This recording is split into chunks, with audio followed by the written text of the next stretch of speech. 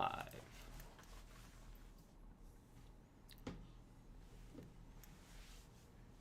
Okay. We are live. Nice.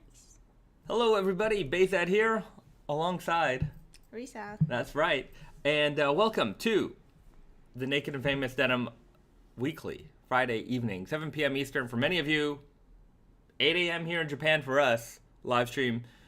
You know, you introduced yourself. I said, you know, and Risa, and I said, that's right. I'm like, as if maybe you would have forgotten your name. Yeah, or maybe you. No, I didn't forget your name. But it could have been like that. You know, have you ever done one of those? Yeah. Hey, and this is, you know, you're Yeah. introducing someone to someone, or that's a great move. You know, when you don't remember the name of the person and you're like, oh, hey, this is my friend Mark, and this is. It's a good move. Sometimes you gotta use that move. Yeah. It's obvious when that's going down, I guess. You know, I do that move sometimes at the trade show because we meet a lot of people, and even if it's like if we know that person and we know that name, it's like on that moment. Sometimes it slips because you see them like once a year, twice a year at the most, and so sometimes you forget some names. I try not to. I try my best. I remember faces better than names. I'm really terrible with names, I have to say. Too. You know, especially for those in the live chat, if we've ever met if we ever meet in person, or if we've ever met in person, I don't know you by your name. Mm-hmm. I only know you by your like icon and or like scream name. Yeah, and I will. Yeah, that's just the way it is. Yeah, names are hard. Names are hard. Sorry about that, everybody. Odd rant to start the live stream, but that's okay because we're here together, and that's what matters. We're experiencing this lovely hangout. We're going to talk about denim. Mm-hmm. We're going to talk about things that come up off topic for sure. State of the nation as far as Naked and Famous is concerned. We've got some exciting plans happening in the next couple of weeks. So we can exciting for us, I guess. Oh, do I know this? Well, we're going to be traveling a little bit. Yeah. So you do know this. All right, let's check in with the crew here. We've got Pete McLeod. Hi, Japan, from Pete in Toronto. Well, Pete, thanks for joining in from Toronto, Ontario. I'm assuming Toronto, Ontario, Canada, unless there's another Toronto out there. Will Socks, hello from the London, UK. London. The Moore, hey, Bahzad and Risa, international denim heads, greeting from the DMV. Welcome, the Moore. Writes W5, hello from Birmingham, UK. Thanks for tuning in yet again, another week. Mike Knight, hello. Shane Dillahunty, hello from Vancouver, Washington. Let the friend do the intro to get the name score. It's a good move. Mm-hmm. There's forgetting a name, and then there's social anxiety mind wipe. Oh yeah, yeah. Oh yeah, that's for sure. Yeah, especially, well, you know, we were talking about it a minute ago that we're going to be doing some traveling. So we're going to be headed back to New York probably in a couple weeks, like high 90 percentile, unless something happens. You never know, the state of the world. Mm-hmm. We're going to be in New York. We're going to be at a trade show again, which we haven't been in 2.5 years. Yeah, 2.5 years. You know, we went from traveling over 100 days a year to traveling almost no days a year. Mm-hmm. So that was a pretty big adjustment for us. So yeah, this is going to be the first little bit of that. Going back to America. We haven't been there in 2.5 years. So we're looking forward to seeing, you know, our retail partners who will be visiting us at the show. Hopefully we'll get to see some of you guys. You know, I think we should, if anybody's in the New York area or whatever, maybe we could do a little in-store something or other, or, you know, some kind of hangout. Mm-hmm. Right? We'll figure it out. But if you're going to be in the New York area around July 18, 19, 20, somewhere around there, you know, say something in the comments. I'll put something out there. Maybe we can do a denim hang. I think that would be a lot of fun. So I'm really looking forward to the trip. I'm looking forward to seeing people. I'm looking forward to seeing what the trade show scene is like. You know, we were talking to our guys in New York, and they were saying, like, yeah, New York's, like, back to normal, right? Like, tourism, people from all over the world are coming, people from all over America. Whereas Japan, everything's kind of always felt normal, but minus the tourism. Like, you just don't see random tourists anywhere. So that still hasn't come back here yet. I think on a small scale, some people are allowed into the country, but... Yeah, I've seen, like, some, like, you know, trickling of that going on. Yeah. But this, I mean, we're... Pre-pandemic, it was like... Yeah, everywhere. Everywhere you go, there were tourists. So, anyway, we'll see how we'll see how Japan progresses. But I'm also presuming that Japan will open up hopefully by the end of the summer, and then maybe some of you guys will be able to come and pay Japan a visit. Yeah, we'll see. Hello from Ontario Place, L. Sanchez, Ontario Place. That's awesome. Are you at the Cinesphere? What are you doing there at Ontario Place? I thought they closed Ontario Place. I don't know what that is. He doesn't know what Ontario Place is. Yeah, it was like a little amusement park kind of thing in Toronto. And they had a big movie theater called the Cinesphere, and it was like a big giant dome. Oh. Yeah, it was pretty cool looking. It looked very futuristic. When I was a kid, they used to have a thing there called the Nintendo Power Pod, and it was a little place where you can play Nintendo games, and just a little for kids to like get excited and then tell their parents that they want to buy Star Fox, that kind of stuff.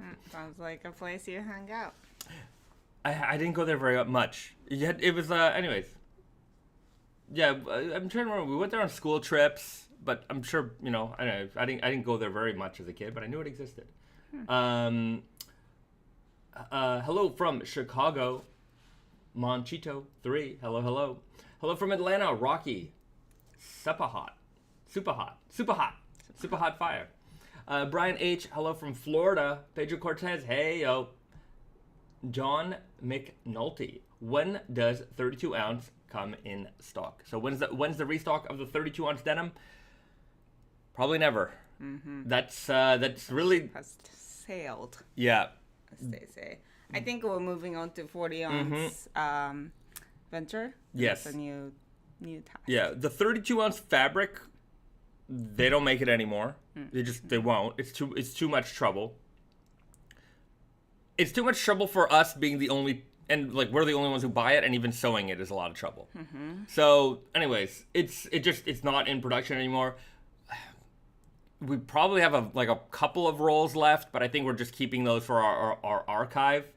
The 40 ounce fabric is in our warehouse. We've had it for a while. It's just a matter of getting things done. So a lot of the delay for the 40 ounce was playing a lot of, like, especially this year, there was a lot of catch up that had to be done because, during this pandemic, shipping delays were all over the place, right? You couldn't get your stuff on a boat. If you can get it on a boat, you got it to the port. You couldn't get it off the boat in the port. And even if you could, then you had to get it on a truck or whatever, on a train. Those were all backed up. So we just dealt with a lot of backups. And we're still, to this day, dealing with a lot of those production backlogs. Like, you see a lot of things like dirty fade selvage, left-hand twill selvage, black wax stretch. There's a lot of, like, really popular styles on tattoo, like stretch selvage, a lot of styles that we sell that are just sold out. Like, our aim in our warehouse is really to never sell out. Like, we can run low, but we never sell out. Literally, you go on the shelves, they're empty. And that's because there's just been so many backlogs, and we've just been playing catch up so much that our factories are really running at like full speed. As the second fabric hits the warehouse, it's into production. It just goes. So we've been trying to anyway, we're playing a lot of catch up, and because of that, side projects, smaller projects, and I'm not that the 40 ounce is insignificant. It's just, it's not as important as making 3,000 pairs of left-hand twill, right? It's very inefficient. Right. It's not like we can sit down and make a bunch of those all at once. Yeah. So it's a very slow process to make that jean. The people in our factory required to make that jean are busy doing other things. So it just keeps getting pushed and pushed and pushed. And we're starting to catch up. We're not quite there yet. I think in the next couple of months we'll really be, back to where we should be as far as like stock levels in our warehouse. Yeah, we'll see. I mean, 6 months. Yeah, the other problem, and it's a good problem, is that like sales have also been good. So, the second you get stuff, it goes, and then you're just like, oh, like we got to get more fabric, and the lead times for the fabric are longer than ever before. Everything is taking longer than it usually does. We're going into spring summer 23 collection. So spring summer 23, we're going to be showing that in New York. We're going to be showing that to our retail partners. And in the past, what we would do is we would show those collections. We would, collect the orders from our retail partners, and then we would say to our mills, okay, here's how much we need to produce. Here's how much, based off the orders that we collect. But nowadays, because the backlog is so long, we've already have those fabrics in production, because it's taking longer time for them to get the cotton. Their production space is limited as well. We got to get that stuff on the boat. We got to get it to our factories. They got to have enough time to sew that up. So in order for us to deliver January, February, March, April, spring, summer 23, we've already placed those orders back in like May for product that we haven't even shown to anybody. So it's the way of the world right now. Hopefully things start to ease up, but I don't think it's gonna. Not anytime soon. Well, we just, like you said, we just have to play catch up. Yeah. And it's, I think things are gonna get better. Yeah. Yeah. One day. Michael Udall, if the global it's a good question. If the global economy, I can't read, was better for supply chain, would your pants be cheaper in price? Our pants are already underpriced as it is. If global economy was better? Well, that's a big question. If let me say it like this. I remember a couple of months ago, we were talking about, and we mentioned it, that there are going to be some price increases coming up. But these price increases were based off of the last 2 years or like several years of really not increasing the prices for anything at all. And, the price increases that are coming are like 3-5%. Like, they're not $10 to $15 per jean. Kind of sometimes less, depends on the model. And that was already so our price increases were based off of like old prices that were already kind of like a little bit out of date, and that doesn't even account for like what's been going on like right now.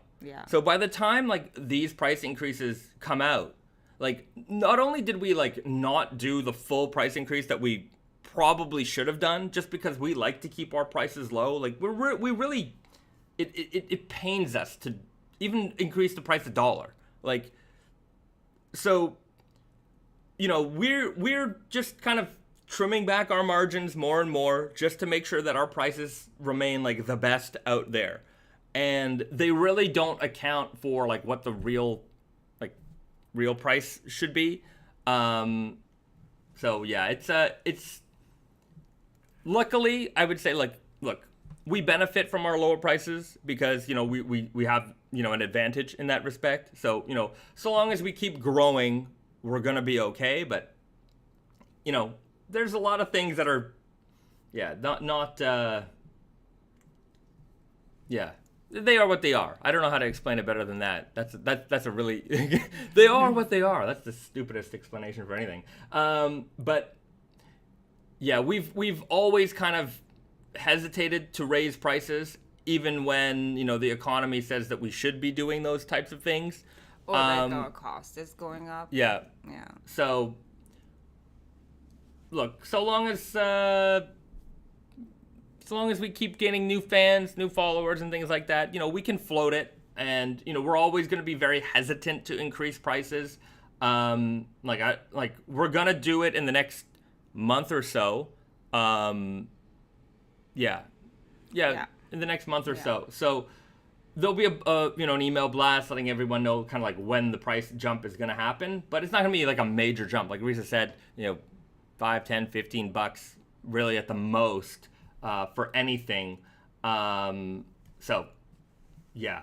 But it's certainly not reflective of, and it's not reflective of like the current situation, and the prices when we decided to increase the prices was way before kind of, the inflation kind of issues were kind of hitting the fan, right? As they seem to be right now. So it's not even accounting for that.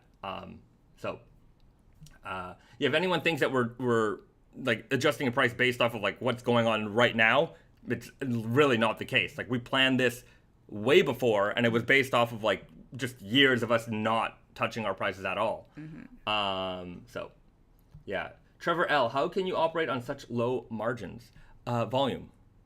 We have we're blessed with the ability to, we've got great retail partners, great retail partners around the world. We have our own stores, so we can manage things that way. Also efficiency. We're pretty efficient when it comes to we're resourceful. We are in the building that our business owns. Yeah, that's true. We have like staff that does many things. Yeah. Like, we don't have a web team, for example. Like we are the web team, right? There's no social media team. We are the social media team. Like we do everything. And, speaking of like just our resourcefulness, we own the building that we operate out of. Brandon's grandfather bought that building, right? So like we don't pay rent. We own our own factory. So we're not subcontracting, or we're not contracting our production outwardly, right? So we're able to save money that way. Or warehousing, we do that in-house too. Right. So exactly, warehousing, shipping, that's all done in our own facility. When we import fabric, because Canada and Japan have a free trade agreement, there's no extra duties, being built into the cost of the jeans. So that is just immediately, out of the cost, picture. So there's a lot of stuff that you don't pay for because we either have, the resource already, like our office, our factory, our building, like all that stuff we've got. So you're not paying for our rent. NV writes, not paying for ads. We don't pay for ads. I don't pay for Facebook ads. I don't pay for Instagram ads. Like, Instagram is an interesting beast these days because it's really catered to, businesses if you want your content seen, right? You go to our Instagram, you'll see how many followers we have. I think we're at like over 110,000 followers. Any given post I put up, it gets between 200 and 900 likes. Like, it's a very, and I don't think that it's a result of like poor content, because if you go far enough back, you'll see similar content getting, likes, in the several thousands, right? So what has happened, and I can also see from the back end analytics, like, oh, this was only shared with this many people, right? So, they've certainly, as a business account, they've disabled your ability for your audience to see your stuff. So, and the way around that is to pay for your posts to be seen, but we don't even pay for that. Like, we don't pay for it. Like, we'll post consistently. We'll post across different accounts. We'll put it on Instagram stories. We're starting to do a little bit more of the real stuff. So, these are different ways that people can see our content. Obviously we have our emails as well. So, yeah, we just, and an Instagram boosted post can cost, if I wanted all of our 110,000 followers to see a post, it would be like thousands of dollars per post to share that image, right? And if you're, some big, company, that international sneaker company, with gajillions of dollars of marketing budget, sure, that's no problem for you, right? And that's what their aim is. Their aim is for like their 1% of customers to like pay for all of this stuff. And, people like us, we have to chug along as the algorithm changes and things like that. But yeah, that's it. Okay. We've got some questions. Pierre Moreau. Hi from Guelph. Went to the New York store Saturday. They were out of stock of the NYC denim. Yes, some sizes are out of stock. We are going to be restocking around October. Yeah, sorry if you made the trip and you missed out on those. If you made the trip and you missed out on them, maybe we can find a way to get you a pair. Especially if you're a follower here on the YouTube community. So, Pierre, hit me up and we can try to arrange something for you when those are restocked. Unless you want to do another trip to New York, which everyone wants to go to New York again. Yeah. It's too bad we're missing the summertime, you know, because I would imagine a lot of people travel to New York in the summertime. Well, we're going in the summertime. No, the jeans. Oh, right. Yeah, the jeans not being there. Yeah.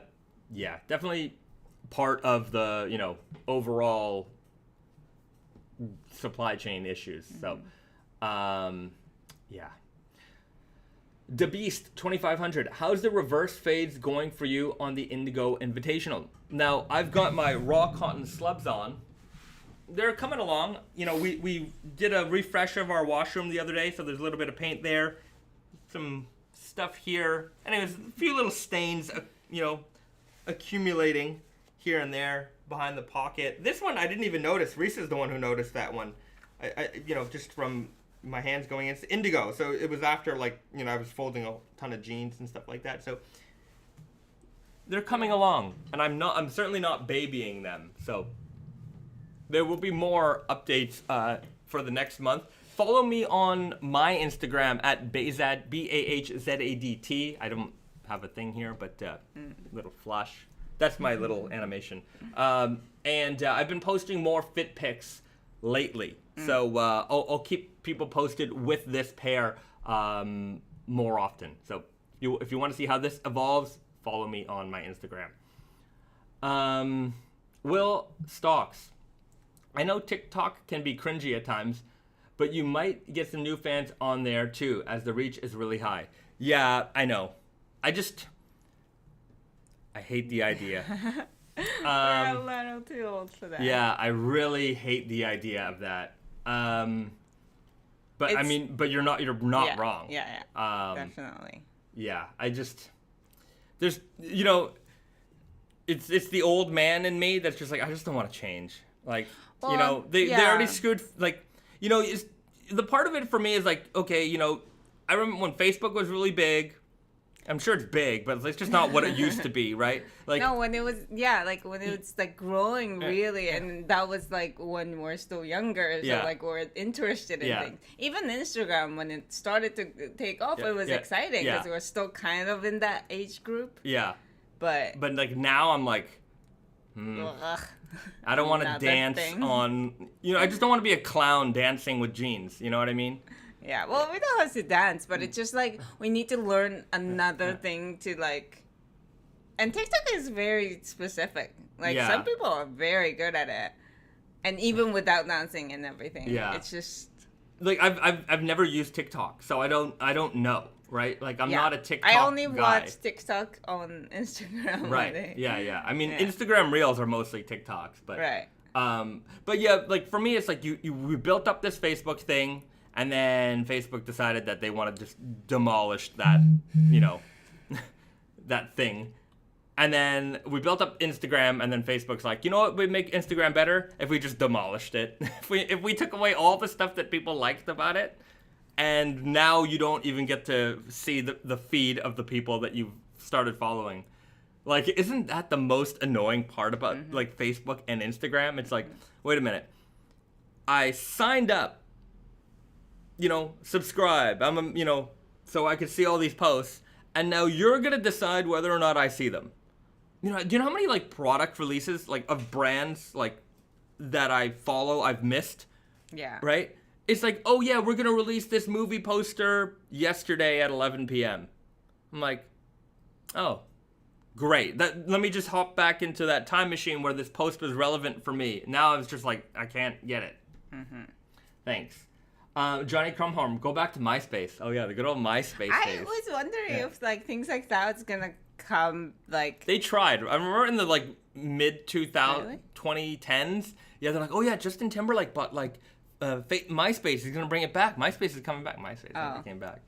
Yeah. I thought it was gonna be like, cause now like like 90s are the thing. So like maybe in 10 years. Yeah, maybe it will. That's not a bad idea. Like the nostalgia internet might be a thing. Because I do see some like cool brands like websites sometimes that are like 90s style. HTML very like early on kind of website. There we go. No. I just want it out of the frame. Yeah. So I was thinking that. Yeah, that's a thing. That could be a thing. But maybe bands still use MySpace. Maybe it's just used in a different way. I'm not really sure. Interesting. Rights W5. You could potentially put up loads of short videos on YouTube if you wanted to. At least I have never heard of any limits. Yeah, there's the YouTube Shorts, which is basically Instagram Reels, which is basically TikTok. So they're all just trying to be TikTok, I guess. I think that people's attention spans are shorter now, so they're trying to get everybody to. MySpace. I think it would be funny to make a MySpace page. We should. Really should. Join us on MySpace. We'll make you our top, what is it, top 8? Top 5? Top 6? Top 6? What was it? I don't remember. Yeah. I remember I had to make a MySpace page because the movie Borat was being premiered in Toronto. You know how many times that like your conversation goes to that event? It was a great event. It's a very significant event in your life. It was a great event. I got to watch Borat I was like in the first screening of that. And I had to make a MySpace page for it, and like basically you had to be a MySpace member or have a MySpace account to go to that event. So I made one, and then I made one for my friend, and I just used the most ridiculous photo for him. And he showed up there. He's like, "Why did you use this photo?" And it was a lot of fun. What about LiveJournal? I don't know what LiveJournal is. LiveJournal was it was like I think was it like a blogging thing? Yeah, I think so. I've never used it, but like girls from my age group talk about it sometimes. I think it was more of a girly thing. I don't know. Maybe I don't know. Okay. Brad Green, coconut buttons are fire, by the way. Yes, the coconut buttons that we have on our Aloha shirts.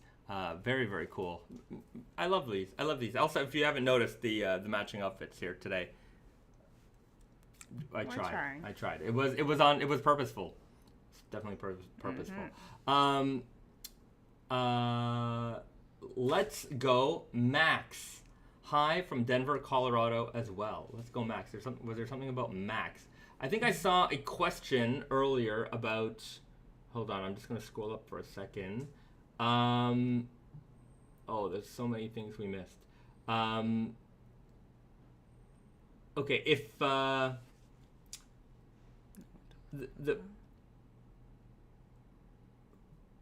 okay, first name, last name, Bahzad. What is your actual job?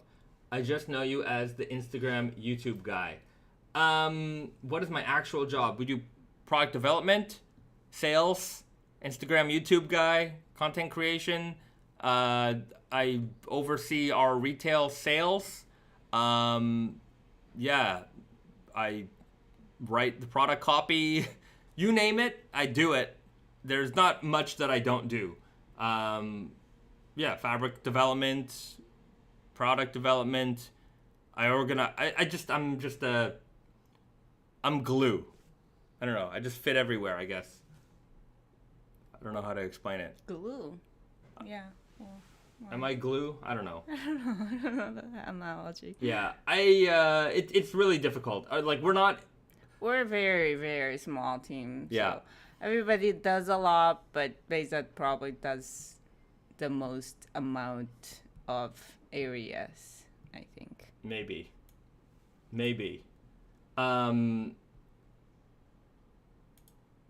Okay, the more. What were the significant changes that had to be made to the 40-ounce design since once Garrett finished the testing period on the sample pair? There were two. One, the button was too long. We had to custom make those buttons. Our friends at Miansai made them for us. Miansai in Florida, they make the jewelry. So we had to shorten the length of the button.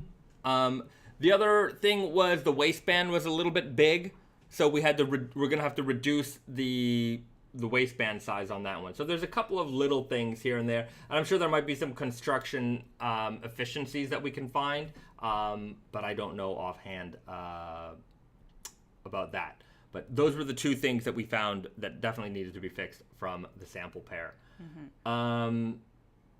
Will Stocks. Wearing my Kasuris at the moment, was thinking about putting bleach in with them when I wash them next. But I wasn't sure if that would ruin the Kasuri effect. No, it won't ruin the Kasuri effect. I mean, the bleach will affect the jean evenly. Yeah. So like the lighter parts will become lighter and the darker parts will become darker, but the darker parts will still be lighter than the lighter parts. So yeah, give it a try. Let us know how it goes.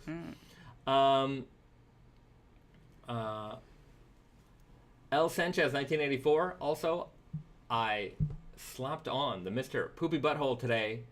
Had to switch over from the Elephant 7. Yeah. I mean, it's getting hot out there. So that's switching to a lightweight jean, that's a big difference. Big switch. Yeah.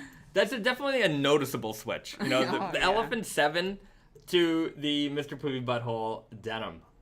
It must feel like a holiday for your legs there. Even going from my 13 ounce to like 11 ounce, it's like a pretty big difference to me. I'm wearing the Rock On Slub 16 ounce. Like, they feel hefty, right? Because I've been wearing like my left hand 12s, which have been worn to hell. As a paper. Yeah. So these and because they're so slubby, you really notice like the texture. These haven't hit the water yet, so it's gonna take a couple of washes, I think, before these start to really give me that like loosey drapey feeling that I'm looking forward to. But anyways, right now I'm all about accumulating grime, and yeah, I'm gonna look. I think you're gonna look pretty cool. You know, the paint looks cool. I want more paint stains. Somebody was mentioning that. Oh, more paint stains would look cool. I don't want to just put the paint stains on there. I know. Yeah. And I like when I was wearing my Indigo Invitational pair, we painted the wall, and I had this like giant stain. Yeah. But that's it. Like, it wasn't like a little splash. Yeah, yeah. Like I was hoping for like more natural splash. Yeah. But we were careful. Giant stain. I was like, this is anyways, just that'll so crack weird. off, so I'm not worried about that. But yeah. I sometimes you see those painter jeans and they're just like splattered, cool. Right? They look really cool. So and I don't want to fake it. Everything on this has to be natural. So maybe I'll paint more. learn a new skill. Okay, DJ Danny D. Naked and Famous were my first foray into raw denim. Left hand twill and red weft were my first two pairs. Must say I started off strong. I agree. Left hand twill, great choice. Whether it's a starter pair or a your 10th pair, you're gonna enjoy that jean for sure. The red weft, definitely cool. Always a fun jean. Cuff flipper, always gonna get compliments. Was also curious what led to you guys moving to Japan. Also, DJ Danny D. What be closer to family. That was, I would think, one of the big factors. Change of pace, different way of life. Risa moved to Canada. So she got to have the Canadian experience. Now I get to have the Japanese experience. I put in 5 years. Yeah, 5 years. So we're like at least gonna do 5 years. Yeah. So we're here. It's great. I love my life here. Certainly, we did not anticipate the pandemic. Originally, like, our plan was really to spend back and forth. Yeah, be back and forth a lot more often. When we left Canada, we still had our apartment, right? We kept it so that we would have a place to go back to when we travel. So anyways, stupid pandemic. Yeah. Ruined everything. Okay, Adarsh. I'm not going to try to pronounce your last name. Adarsh P. It's a lot of letters in that last name. I'm just going to screw it up. Thoughts on wearing the max fit as a skinny dude with chonky legs? Go for it.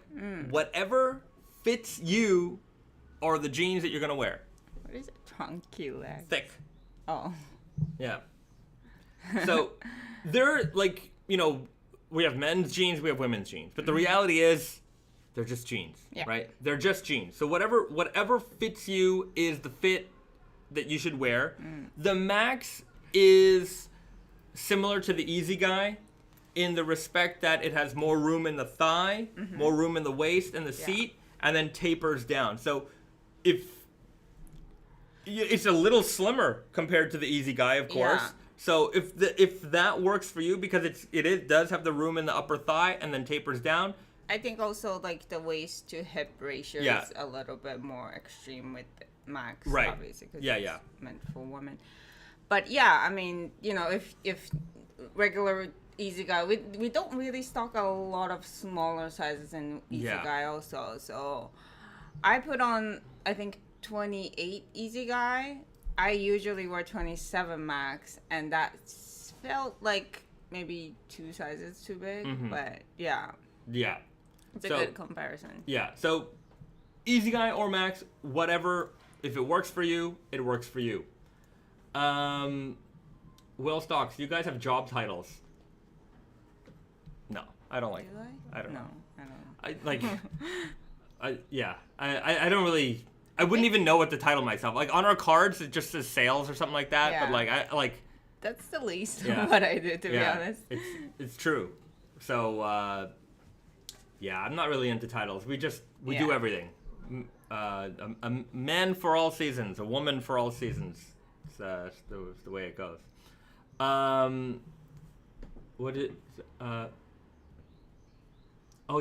Pedro Cortez, Zanga was another one. I don't know if anyone remembers that one. Zanga.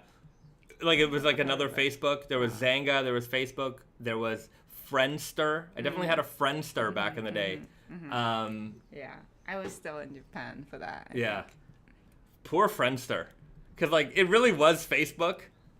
And then I vividly remember being on Friendster, and, like, I'm like, this is great. Right? You know, you have all my friends here and this and that. And then Facebook just showed up, and it was like, wait a minute. This is the same thing, but... Wait, so what was, like, MySpace and Friendster was cool? MySpace was more of, like... It was a lot of music was on there. There was a lot of groups and bands, but a lot of people got on there, and, you know, you could have all your different friends, and... It was a very interesting time of the internet, like, when we were all about... Especially when it was, like... MySpace, Friendster generation, where you were trying to make friends with like anybody on the internet. You know what I mean? No. Really? On MySpace, I felt like a lot of people were just like, hey, you know, we've got something in common, and you're a million miles away. I don't even know you. You're my friend. Right? I think it's a little different. Like, I mean, I don't think I was there at the beginning of MySpace. I think when I moved to the States, I created my MySpace page, but like, it wasn't like, I don't know, at that moment already, like, I was aware of, like, creeps on the internet. Oh, really? So I would not make friends with people that I didn't know. I think a lot... Anyways, I guess we all used it a little bit differently, but... I definitely found solace in the internet of, like, making internet friends. Just, like, I don't know you, I've never met you, whatever, but, like, you like the things that I like, so we're friends. And, like... Yeah, like, I used to play a lot of, like, fighting games online, and there wasn't a lot of... Yeah, I mean, I would go on message boards and forums and, like, who wants to play some rounds tonight? Yeah. And then you just, you know, play 3 hours. That's a little different. Like, I used to talk to, like, you know, kids that I've never met, like, on the MSN messengers and AOL and stuff like that. But, I mean, I don't know. I felt like MySpace was when I started becoming aware of, like, random dudes. Random dudes. Well, I guess being a woman and being a man, I guess, are different on the internet. Venomous Teddy. I wore the Meteor 11 ounce, and it was a really huge difference when compared to my 13.5 ounce daily driver. Yeah. Oh yeah. Like you will like. Meteor was what? Yeah, 11. Well, he said 11 ounce. Oh, 11. I'm pretty sure it was 11 ounce. But yeah, you like under 12, I think you really start to feel like it being a lightweight. 10, 11, that's 9 especially. Like But 10, 11, like, it definitely feels light. Like, yeah. 12 feels, for me, like, I pick up a 12-ounce denim, 12, 13-ounce denim, like, I know it. Like, I'm at the point where, like, I could pick up a denim and really just, I'm like, okay, I know, I could, pretty close to guessing the weight. But I think our, like, standard is 12 and a half. Yeah. Because we make so much in Yeah. that weight. And then it just goes, like, you know, oh, this is 13, 14, Yeah. based off of the 12 Yeah. feeling, I feel. And, you know, I would say that, like, most commercial, like, big brand, big box store jeans, like, they're probably in the 10, 11 range, a lot of that denim. So, like, when you pick up a 12 and a half ounce denim, especially raw, like, it just feels so hefty. And then you get used to that, and then, like, our minds are warped a little bit in this respect, right? Because what's kind of normal in raw denim world is, like, so far from, like, what normal jeans are. Like, do you ever, like, I'm sure a lot of us remember, like, getting into raw denim from, like, wearing some, like, fashion brand or, like, some brand you bought at the mall, and you're like, this is, like, it just feels so different right away. Like, it's heavier, it's tangible, you just got, like, this, it feels special, right? But I think a lot of us, especially older, the generation, like, we know that denim to be, like, you know, it wasn't raw or anything, but, like, Blue hefty jean. denim, like, Yeah. days. And then Oh, yeah, then the fashion got denim into, came. like, skinny jeans with stretches.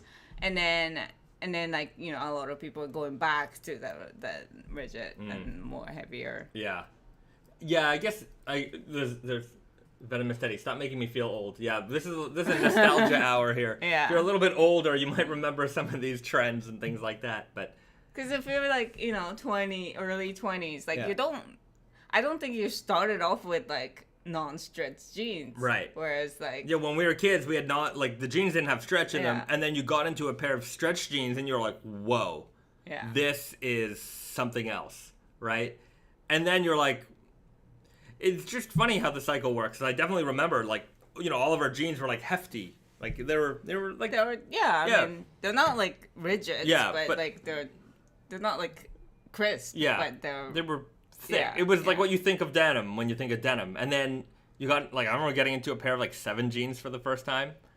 And diesel jeans with, like, stretch. And I'm just like, although not a lot of diesel jeans had stretch, but I remember I had one particular pair that had stretch. And I was just like, these are amazing. Like, they're just so comfortable.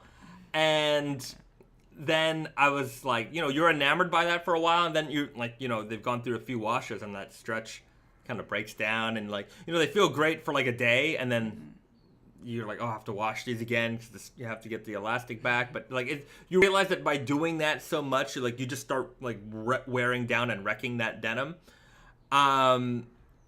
because the elastin fibers, they don't last forever in that stuff, especially because they've been washed and chemically treated, and then the heat from the dryer, like, it just and breaks stretch it back down, then right? was different Yeah. from stretch Yeah. today.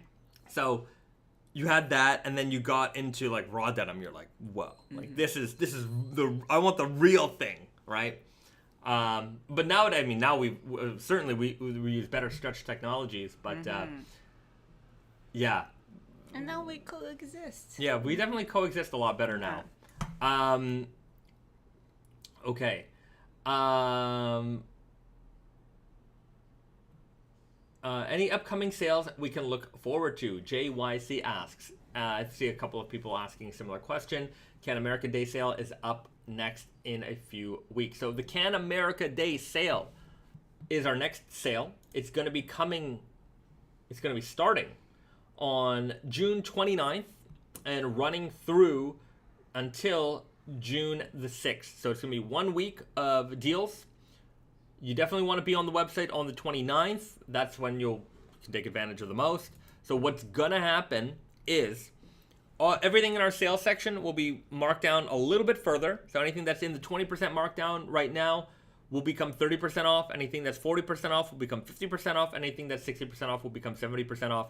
I'm going to start to move around probably next week. Next week, what I'm going to start to do is start moving some things around. So some things that were in the first markdown will go into the second markdown. Some things that are in the second markdown will go into the third markdown. So watch out for some of those changes. And then they'll live in that, anything that I move from like 20% off to 40% off will live in there for about a week until that 40% off item becomes 50% off for the promotion. So you can either take advantage of that like addition, like, when I do that initial like shift, you can take advantage of that and you don't have to fight the crowds when the sale starts. So that's going to happen. Most of the non-Naked and Famous Denim products will be marked down 15-20% off. So we're going to have deals on practically everything. Some new arrivals will be excluded. There'll be some items that haven't been marked down yet. We'll see their first markdown. So there's probably a few items from like Fall Winter 22, some shirts, things like that. Those will go, those will become 20% off, and then they'll become 30% off. So a lot of the shifting is going to happen next week, and then starting on the 29th, that's when you're going to see that additional markdown happen. I can tell you this right now, just based on how we work. We work during the, afternoon until the evening here in Japan. So a lot of those, the sale on the 29th when it starts, those sale prices will probably be active before I send out the email blast, which will probably go out at around like 9 a.m. So if you're up late, you might see those deals are already being applied, right? Because I have to switch over the website, I have to change the titles, I have to do all kinds of like, back end stuff. So I like to get it all done in advance. It's not just like a flick of a switch. I got to do a whole bunch of things. So on the 29th, early morning, 6, 7 a.m., you could probably take advantage before anybody realizes this website's on sale. So yeah, you could take advantage even a little bit earlier than that. Also, pro tip. This is not... I don't need to say it. No, I'm going to say it because I said it. When I used to work at Holt Renfrew, so it's a Canadian luxury retailer. I don't work there anymore, but if you want to take advantage of their sales early, just saying. Like Boxing Day, for example. Boxing Day was always a big sale. Now, look, I know not everybody wants to go to the mall or whatever on Christmas Eve, but like I would always pretty much work Christmas Eve, and like it was our job to do all the markdowns. So like Christmas Eve, the store was busy but mostly dead. So we're just busy doing markdowns all day. You could get the Boxing Day sale early. A lot of stores are like that. If they're gonna have a sale, it's like the day before, everyone's doing the markdowns, and all those prices are already in the system. So you can take advantage. Not just Holt Renfrew, but probably a lot of places. Mm-hmm. So there you have it. Little pro tip from those who know. Venomous Teddy. Bahzad T is like the Wizard of Oz. You pull back the curtain and it's just a guy. I don't know. I kind of feel like I would like to be Oz. Like actually, the actual wizard, not Oz, but the actual wizard. Brandon's Willy Wonka. Yeah, for sure. I mean, that's what people say. Yeah, he's Willy Wonka denim. I don't know if I know the story of Wizard of Oz. The Wizard of... the red shoes. Yeah, Dorothy. She goes to... I know, like, the Tin Man and the... Yeah, and the Scarecrow and the Lion, yeah. What happens at the end? They make their way to the castle, the Wicked Witch of the West. I forget, she melts. I forget what they do to her. Something, water, I'm not really sure. And then there's, like, this big machine that's, like, talking. And then they pull back the curtain and it's just a guy, like, pretending to be... this big ominous creature. Oh. I have not watched that movie in a long time. Mm-hmm. I don't know if I've ever watched Emerald City. I don't know why I know. Everyone knows the story. Yeah, I know the characters, but I don't know if I knew the story. Yeah. What was the one with Michael Jackson in it? The Wiz. Yeah. Anyways, we can watch them both. Yeah. The Wiz. Return to Oz was better. I don't think I've ever seen Return to Oz in the 80s. What weight would the Tin Man Selvedge be? It would have to be lighter weight. Very, thin. And, I would imagine something like ultralight tech. Very crispy and thin. Yeah, that would be a fun movie to do. Mm-hmm. The Wizard of Oz. That would actually be pretty cool. Can you make glitter core pants? I want sparkles. There's an ongoing joke between me and Brandon about making the jeans with the most crystals. It'll probably never happen. But we did a holographic denim once. Mm-hmm. Well, we applied a holographic foil to denim, and that was... I showed it off last time we were in Montreal. I showed it off on stream. Next time we're in Montreal, we should probably do another, here's some crazy weird jeans at Naked and Famous, just to show them off. I had a love-hate relationship with that jean, because at one point, even I thought they were too goofy. Like, I'm like, these are really out there. And then I'm like, no, these are cool. And then we had anyways, I've accepted them as, I've accepted them. They were definitely really out there. That was one of those Barney's creations. Mm-hmm. Yeah, I remember that. They wanted something... they were behind a lot of crazy ideas. Yeah. The craziest stuff we ever made was definitely thanks to Barney's. Yeah. Like the just the off the wall wild. And that's because they really wanted, they're like, okay, next season you gotta do something crazier. You gotta do it even crazier. And we're like, okay, we'll do it. But you're gonna have to sell it. You gotta sell. I'm like, we can make it crazy. You guys have to sell it. That's and with the department stores, that's always the challenge, right? Because in order for you to live, you have to have a sell through. You have to sell. You have to perform, right? If you don't perform, you're out there. They're gonna replace it with something else. So it was they carried some of our core, which is where they made their bread and butter. And then they were constantly, okay, we need at least 5 exclusives, each one crazier than the next. And we're like, okay. But you see, most of your budget is here in Crazy Land, and we got to make sure that these are selling, right? I'm like, don't worry, we're gonna sell them. Anyways, sometimes they didn't sell so well, but they were crazy. So, anyways, yeah, I do miss. I miss the fact that Barney's doesn't really exist in the world anymore. You missed the fact? Yeah, because that was the beacon, right? That was that was the store we looked to be like, that's the one. Yeah, you just missed the Barney's. You just missed Barney's. But Barney's, Colette, there were these stores in they don't. This doesn't exist anymore, in my opinion, right? There isn't that store in the world where it was that's the store that is the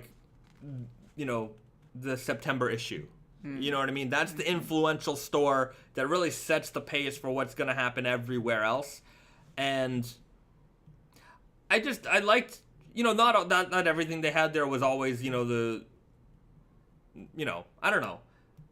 It was just I don't know if you ever walked into a Barney's, it always felt like they had the coolest stuff. You ever walked into Colette, it was this is the coolest stuff is here, right? Colette was really cool. Yeah. I miss Colette. It's a very, eccentric, European flair. Yeah. I'm glad we got to be a part of that. We did a few events there. We got to go, going to Colette parties always felt, really out of place. Because I remember one time we did an event there, and then they're like, oh, why don't you stay? We're having a big event tonight. And we were there, and it was just, all high profile, fashion people, and, it was and it just, how did I end up here? I don't know. This is just weird kind of feeling, but, yeah, they supported us, and they I appreciate that. I appreciate all the support they gave us, of course. Yeah, just a nostalgia road in my brain right now. Anyways, Morbius collab, Naked times Morbius. Someone's gonna have to tell me what Morbius is. That came up before. Somebody might have mentioned it before. Yeah, maybe it's the same. Is it a Marvel movie? I'm gonna look up Morbius. Oh yeah, 2022 film. Is this Jared Leto? Oh yeah, Marvel. Oh, Marvel. Okay, well there you have it. Yeah, I've not watched a Marvel movie since It's been a while. Is Deadpool? Yeah, Deadpool 2. Yeah, that was it. That was the latest Marvel movie I've seen. Sorry, Marvel movie fans. As much as I want, like, I own most of them. We just never watched them. So at some point we'll have a lot of movies that we. Yeah. Okay. Any update on the True Guys? Yes and no. I mean, we got the sample. I tried it on a few weeks ago. Mm-hmm.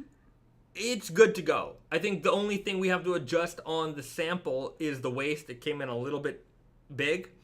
When we go back to Quebec, Montreal in a few weeks, we'll finalize everything and we'll have them ready for the fall. So, hopefully? Yeah. They were supposed to come out around probably now, but things happen. But it's definitely coming. It's a great fit, and you'll see more of it in the coming weeks. When we're in Montreal, there's going to be, like, me, Risa, Garrett. Like, we've got more of a team. We got more people. We got more bodies. Like, we're going to be able to do a lot of content. So, yeah.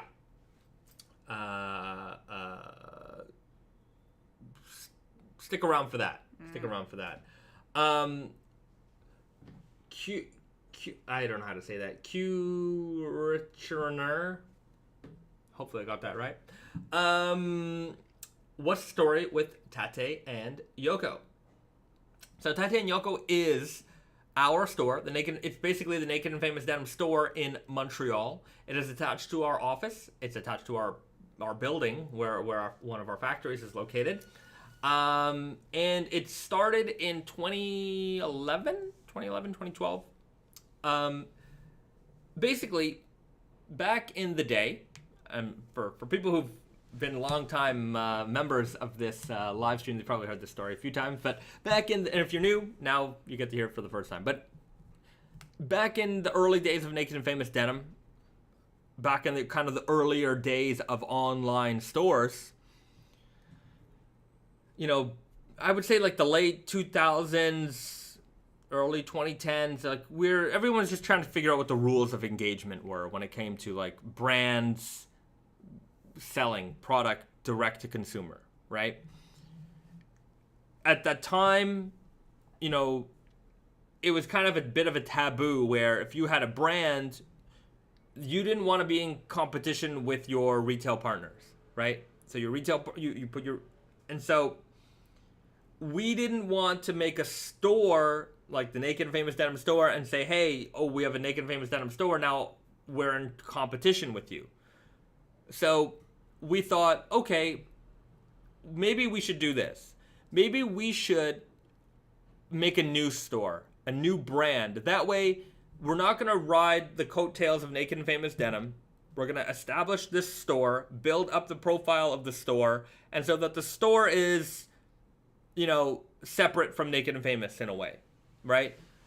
And by doing that, we're kind of working on a level playing field with, you know, any other new retailer, right? This is a new store, new concept. And so, you know, we're a multi-brand store. We carry a lot of different products.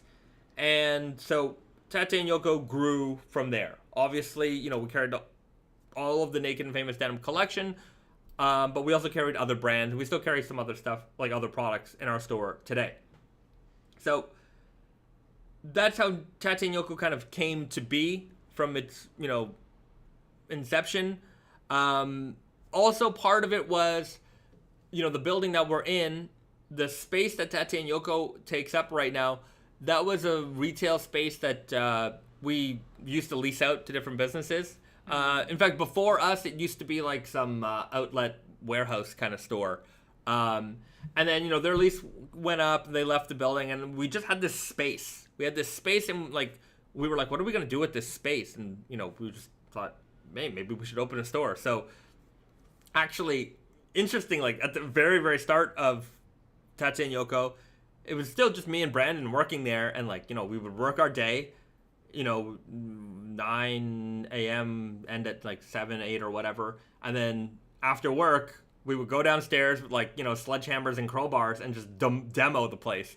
So like we We had a lot of fun smashing that place up. And then, you know, if you ever been in our change rooms, it's all vintage comic books. Like, we put all that stuff up together. So, yeah. Tate and Yoko does belong to Naked and Famous Denim. It is our store. It's our store in Montreal. It's our factory store. But, I mean, you know, the name... You want to explain the name? What? You want to explain the name of Tate and Yoko? Yeah, so I guess it is the warp and the weft. So in Japanese, warp and the weft is tate ito yoko ito. Tate means like vertical, yoko means horizontal. Mm-hmm. So that, I guess, yeah, that's what the name comes from. It's basically, yeah, warp and weft in Japanese. Originally, Tate and Yoko was going to be called chaîne et trame, which is warp and weft in French. But then we realized that most people will never be able to say and or pronounce that or spell it. So we dumped that idea and went The with... majority of people call it Tate and Yoko anyways. Yeah, So. and when Risa's in the store, Risa automatically becomes Yoko. It was a couple times that people asked me, "Are you Yoko? And where's Tate?" Yeah. And Risa's response is, Tate? yes. Yeah, I'm Yoko. So it's a lot of people do think it's Tate and Yoko, but it's Tate and Yoko.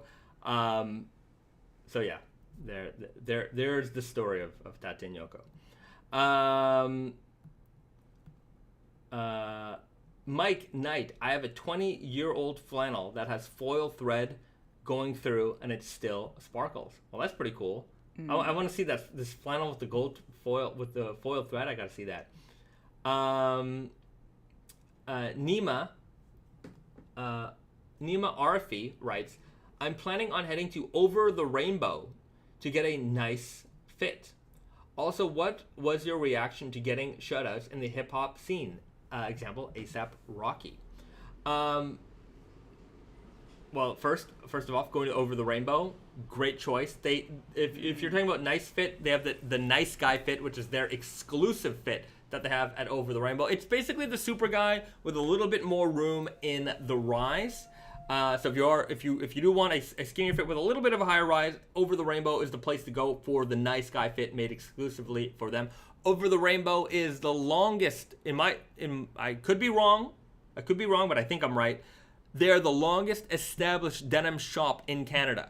They've been running for over 35 years as a denim store. Joel, the founder, still works there. You'll never. I don't know if he's in there every day, but if you've ever been to Over the Rainbow, especially if you've been in the Yorkville location, like, you definitely know Joel. He's got he's this big giant man with a mustache. He's got this soft, deep voice. He's a great man, and Daniel, his son, runs operations day to day. He's also in there. I think he's in there pretty much every day, working the floor. They can certainly outfit you with a pair of jeans. Great family, great people, and one of the first retailers to carry Naked and Famous Denim in the world. One of the very first, and also helped us really, here just. I love Over the Rainbow a lot, because of, they've supported us. They're great people. Whenever we go to New York or Vegas, we always have great dinner with them. Love them. And interestingly enough, like, when Brandon was starting, this is before my time, Brandon came into the industry, like, he had knowledge of production and things like that, but he just didn't have the, like, connections. Like, he didn't know, who to go to, who to sell to. He just didn't know. So Brennan went to a distributor, and that seemed to be the common kind of advice a lot of people would say. Go to a good distributor. Let the distributor handle the sales. The distributor is the way to go. Distribution. You were a creator. Go give it to the distributor. Okay, so Brennan went to maybe one of the best distributors in Canada. Great guy. Great family also. And Brendan showed him the product. The guy's like, wow, this is amazing. This is fantastic. Like, these are like some of the coolest jeans I've ever seen. But he's like, I can't sell this. He's like the passion that you showed me, like, I'm never going to be able to, like, emulate that. I don't know, like, this product like you do. He's like, you got to do this, right? And he's like, because, I'm so like kind of enamored by you, like let me just give you some advice. So he called over the rainbow for Brandon. He said, hey, I've got this guy. He's got this amazing product. You gotta meet with him, And Brandon was in Toronto, like meeting with this distributor. So Joel was like, sure, I'll happy to see him, and gave Brandon a chance, like right then and there, saw the product, placed an order, and the rest is history. We've been working with them since the very, very beginning of Naked and Famous Denim, and yeah, very Canadian company, Canadian family business, supporting us, supporting local stuff. They just opened their newest location in Toronto, in the Manulife Center, I think it is.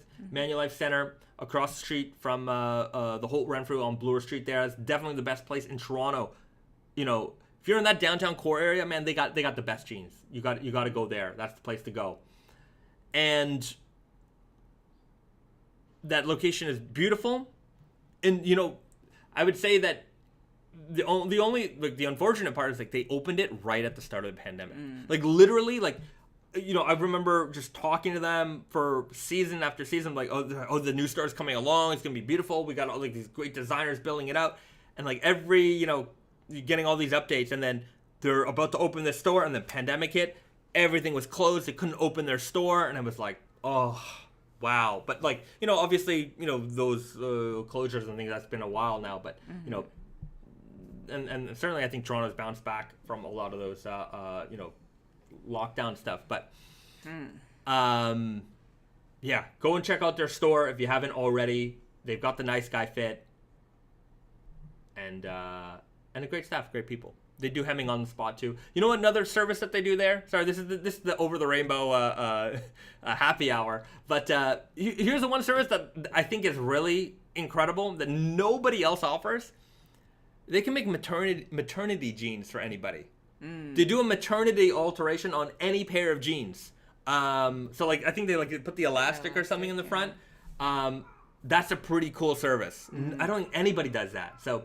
For the ladies out there who want to wear their normal jeans and they're pregnant, they've got like an option for you. I would like to know how they do it, because if you just add the thing, then you would have like a hole, Well, it might not work so well after you're pregnant, but I'm not like I think there's more. They make more room in the front, but they use it. I'm not exactly sure how they do it. But like not just the waistband, right? Like because you would have other parts to cover. I'm not sure how they do it exactly, but they've figured it out, and I think that's a pretty cool service.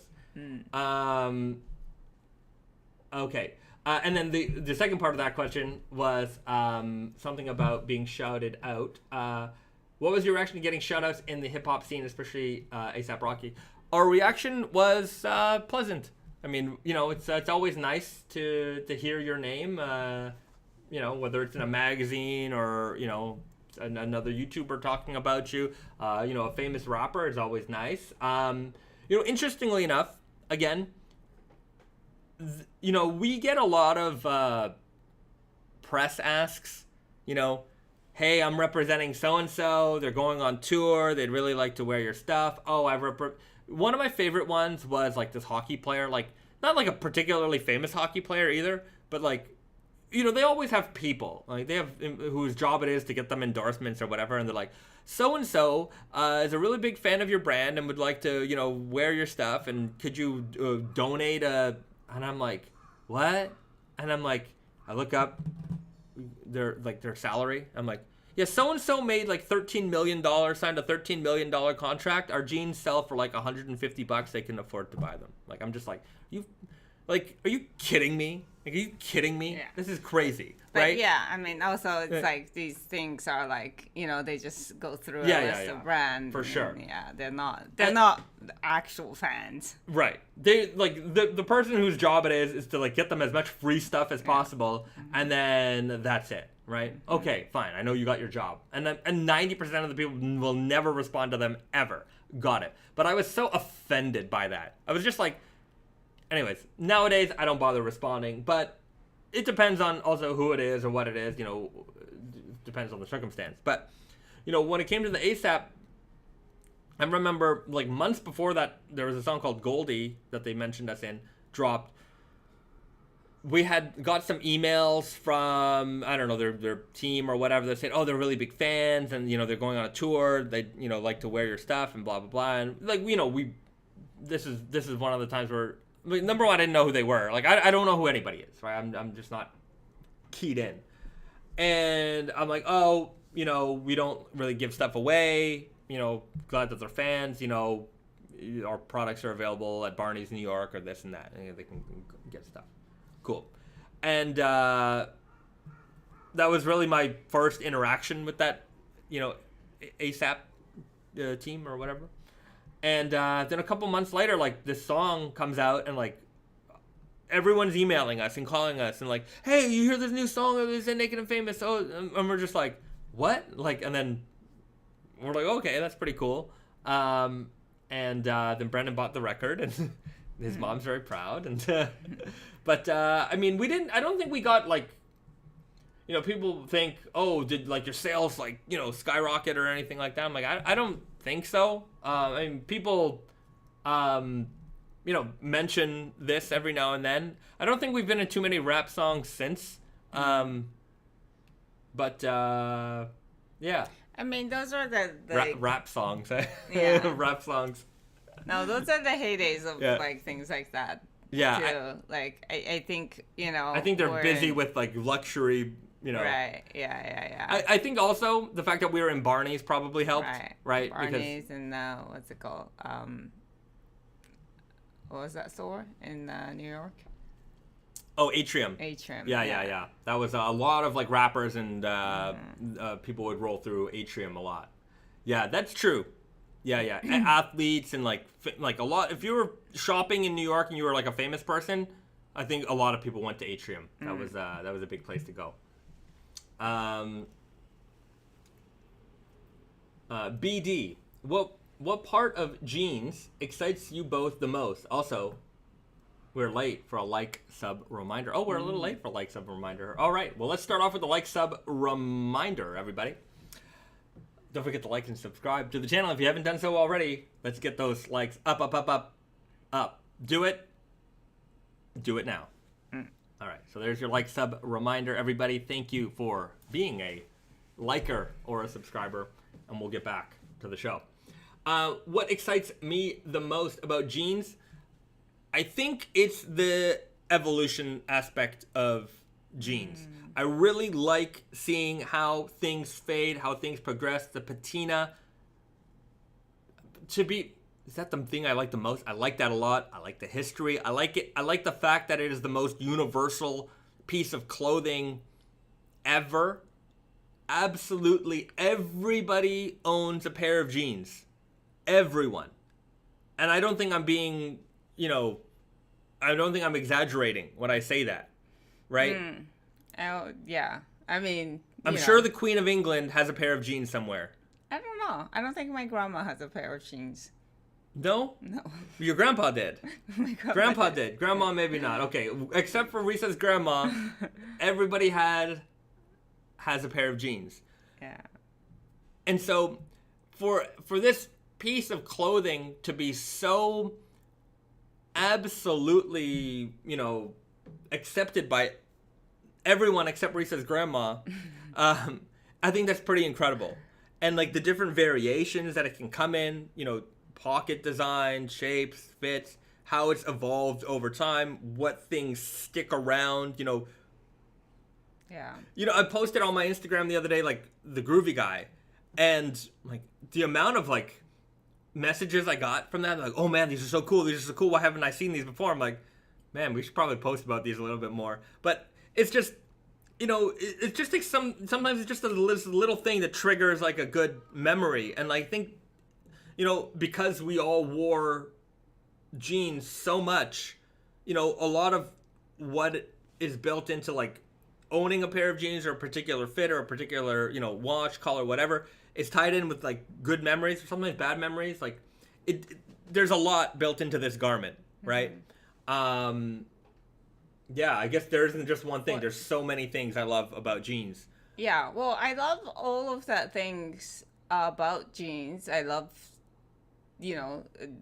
multiple things, but I think what excites me the most, I think was the question, is, when there is like a new type of like denim, like when like you said, like jeans is very like it's weirdly like uniform, like all of a lot of things are the same in a lot of jeans, with the slight variation. But when you can like make a fabric that we can consider it to be denim, by I mean, everybody has different standards, but it's still a denim, but something crazy, right? Like that you've never seen before. Yeah, like a new weave construction, or like a material used, or any new way of making the fabric. It's really exciting. Right.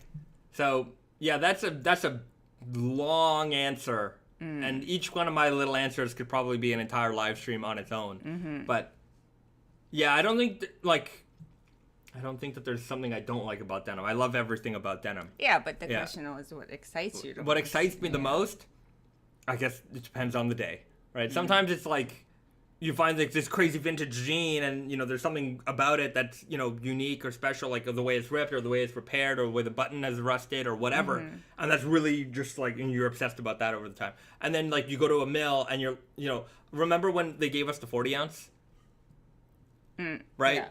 Like, I remember we got to see the machine, and the machine was like nothing we've ever seen before. It was crazy. And like the guys who were working on the machine were like, just, they had these guys who were dedicated to just making the 40 ounce. And like, it was, you don't understand. Like, the defect rate on that fabric was like humongous. Like, it was like their mission to make this material for us. And then like they hand us like some of the fabric, and this was like like they figured it out, like they could get a couple centimeters of the fabric made before like the machine had to be reset and just start over. And like we have this little bit of fabric, and we're like, holy shit, this is crazy.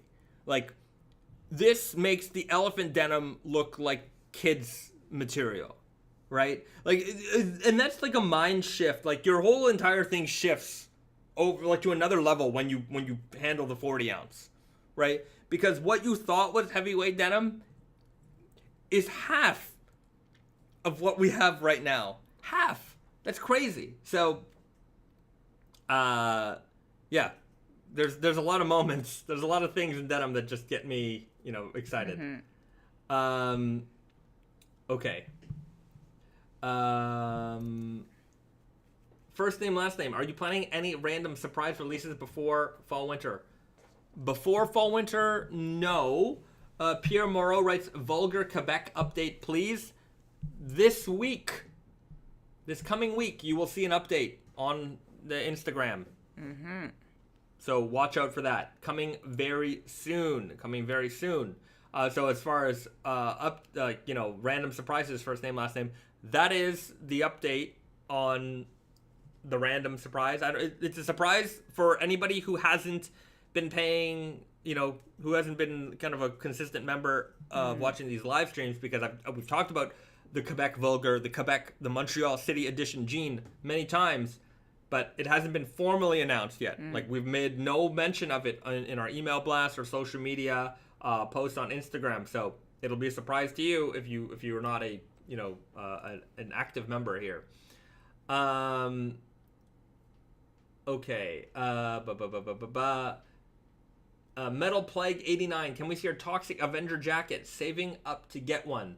I'll get it in a minute. It's somewhere in the back. I'll find it for you. Riley O'Brien, Bahzad and Risa, how many ideas do you guys have that you have not yet started developing? Or do ideas come along the way? You guys are very gifted. I don't think there's any number on it. Yeah. Sometimes, and it's like ideas and like realisticness is two different things. Yeah. So I have a list of ideas that anytime a good idea pops in, I got to write it down and I list it. So, some of those ideas go into production, like spring summer 23 stuff. There's a lot of ideas that like we thought of, we made it happen. It happens. Sometimes there's ideas like I would really like a spider silk denim. That just has never occurred yet. One day it will, but it has not yet.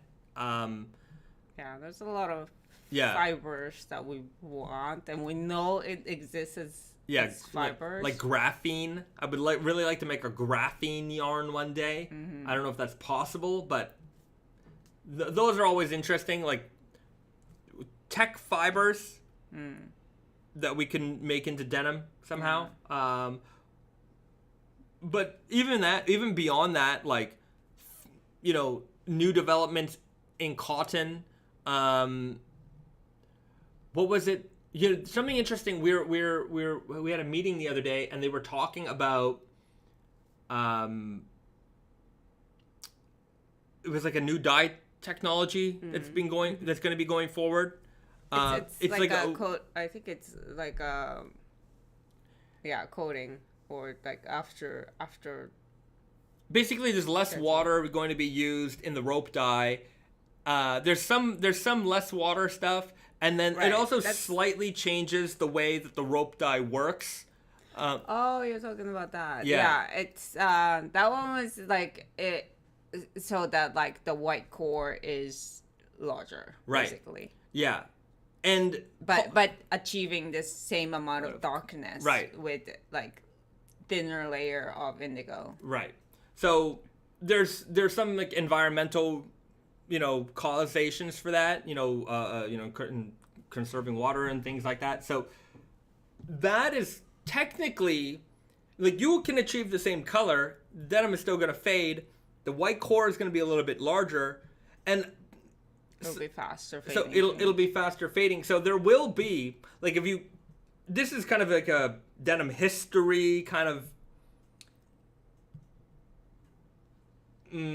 So there will be a change in the way that Japanese denim is going to be made, because this is happening at like a larger scale. Like, this is happening at so maybe one day I'm just thinking future archaeology. They're going the 100 years from now, denim hunters who are like looking for old pairs of, Japanese raw denim, and they'll say, oh, well, this one was made pre this era, because you can, if you see a sliver of the white core, you can see that it's actually smaller white core, and then at this age, that's when the technology changed a little bit, and you can see that the white core is a little bit fatter, going forward. So, like, I think that could be kind of a, unique indicator of aging a pair of jeans, down the line. It could be. I don't know. Could be. Maybe they'll never even know that it happened, and will be the only evidence. This video right here that these kind of changes are occurring. Well, who knows if it's gonna stick around also. Right, that's true. So, anyways, that's that. Because I do think that some people do not like jeans fading. Actually, those are kind of majority of people out there. So, yeah. I don't know if it's like it's good in the certain small color community, but maybe some of that is designed for fading, pre-faded jeans, because they need to be able to fade the jeans, a certain way, and if there's too much indigo in there, then it's harder to do it. Or I don't know how. It's definitely in response to that industry, and not so much the raw denim industry. I think it's the sustainable aspect of it. Well, that too. Yeah. Anyways, there's a lot going on there, but that is definitely happening.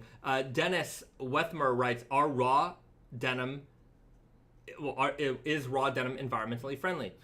Yes. Yeah. More friendlier than non-raw denim. Yeah. Yeah. For a lot of reasons. Yeah. Right. So a lot of people think, okay, environmentally friendly, it has to use this type of cotton, or made here and this and. Look, there's a lot of things that get involved in that. Like, there's a lot of certifications for cotton for their sustainableness and, all of the suppliers that we work with, they meet a lot of these kind of certifications. We don't see the way like you can put all this stuff on your label because you have to like join these organizations, and then once you've joined the organization and then they see that the fabric is supplied from here, and then because they're also part of the organization, then you get to put like their label on your products and say that you have this certain thing. Anyways, we haven't gone through any of that stuff yet. I don't know if we ever will. It seems a little, it seems just a little convoluted, but there's raw material sourcing aspect of it, right? Where the cotton's coming from, the type of cotton, how much recycled cotton is in there, if there's any recycled material in there. Then there's the dyeing, where it's dyed, how it's dyed. But for me, I think one of the biggest aspects of sustainable clothing that a lot of people forget, right? You can make a product as sustainable as you want in the production end of it, but it's the use of the garment over the life that I think is the most important thing. Because you might make a fast fashion t-shirt and it says, oh well, it's this type of cotton and blah blah blah blah blah, but you wear it for one season because it's trendy and then it's out the door, right? With a pair of raw jeans, you wear that product for a long time, right? Many, many years. You repair it. You wash it infrequently. So the amount of, stress that's going to put on like the environment in general is a lot less than any other, fast fashion product out there. For the people who are trying to push you, like obviously we all know the term greenwashing at this point. I think it's pretty obvious. And a lot of people are plainly doing that. And that is definitely like in the next couple of years, like literally everything is going to have these markers, because a lot of the stuff is just going to also like, I remember being a kid and discovering that like those like little symbols on your toothpaste bottle were actually just made by the companies that made the toothpaste. And it was like, oh, it's certified by this company and certified by that company. It's like, yeah, that's all coming. That like every company is just going to start having their own side certification business that's going to give them some sort of certification for, and you'll see it on every single product everywhere. So long as like people believe that they're doing good by buying this item, then they're like, they figured out that like, oh, if we say this, then they're just going to buy more, which is obviously the intention of all of this. And it's not really about, kumbaya and save the world. Like it's, I mean, there's different, like, there's difference. Like there are, some of them are actually better than the other in terms of sustainability, environmentally friendly or not. I think, but we just, as a society, we're moving towards that, and there's money in that, so that there would be, stuff that are just on paper, or it really doesn't make, a difference. I think to answer your question more directly, raw denim compared to pre-treated denim, like washed or distressed denim, is by nature more sustainable, because we don't go through that extra step, because everything is raw denim when they sew it, and then we wash it and we treat it, we we do all of that stuff that's extra water, extra chemicals that goes into back to the nature somehow. So it is, just by comparison, yes, but yeah, at the same time, I think it's foolish for us who work in apparel industry to be like, we're the most environmental friendly, because by nature apparel industry is not environmentally but friendly. Everything has an impact. Like nothing has no impact, right? And I think the idea that like there's going to be no impact is a utopian dream that doesn't exist. So the key is to make sure that whatever it is that you own or wear is going to be something that you can actually own and wear for a long time. I think that is the most sustainable that you can be, right? And when we talk about pricing, like, yes, we will try our best to give you the best value for the products, but at the same time, it's just we are also concerned about how long you can wear these things. So we just because it's less expensive or more expensive, it doesn't have anything to do with the longevity the of life. the products. But there are certain threshold where like it cannot be that throwaway kind of price if you want to make something that lasts for a while. Yeah. So, yeah, that's always a good question. I mean, it gets pretty deep, but yeah, I think what we do, the way we promote our products, I think we do a pretty good job of making a fair product. Yeah, and we try to encourage people to love the product and wear it a lot, and Yeah. Wearing it, owning it, repairing it, like just keeping that product alive for as long as you can. I don't care if you don't buy a pair of jeans for 5 years or 10 years, right? Wear your pair of jeans for 10 years. And if you like them and you enjoy them and you're ready for a new pair, come and see us. We're going to be here. Fingers crossed, right? But we're going to give you a discount on your if you want to trade them in, we'll keep them alive forever. We'll have them displayed so that people can see them. We do a trade-in program at Tate and Yoko and at Naked Famous Denim NYC. If you got a faded pair of jeans you're not wearing anymore, if you've outgrown them or whatever, let us know. We'll take them back. So, and then we'll give you a discount, 20% off discount on a new pair. So, we try to do that. But yeah, good question. Yeah, it comes up every now and then. Always feel free to ask. We're always happy to answer that one. Okay. Venomous Teddy, couple of fit questions. Can you touch base on the Denali exclusive fit? Also, what fabrics are planned for the True Guy? So Denali in Winnipeg, Denali clothing and shoes in Winnipeg. We're doing an exclusive fit for them. I think it's going to be called the John Guy. John John Jacob is our man out there in Winnipeg. Great guy, great denim salesman, denim lover, aficionado extraordinaire. We made an exclusive fit for Denali based on, John's recommendations. John wanted something special. He wanted to design a pair. So we did that for them. You're going to have to stay tuned. You're going to have to go over to Denali Clothing on Instagram. I think it's Denali Clothing on Instagram. Yeah, pretty sure. Yeah. But you can find them. Denali in Winnipeg. We've got a more heritage style fit coming there. I just shared the video. They did a little video of Instagram Reel on their page. I shared that on our Instagram, so you get an idea of what's coming. But they're going to be releasing that. It's going to be pretty limited edition. If it goes well, maybe we'll do more runs with them on that one. So if you like that kind of stuff, you definitely got to go out there and support the good people at Denali. The second part of the question was, I don't remember. What fabrics are going to be available in True Guy? Mostly core, natural indigo, left-hand twill, solid black, stretch selvage, something like that. I think it's going to be the 4 to start off with, and then we will go. Dirty fade. Dirty fade. Yeah.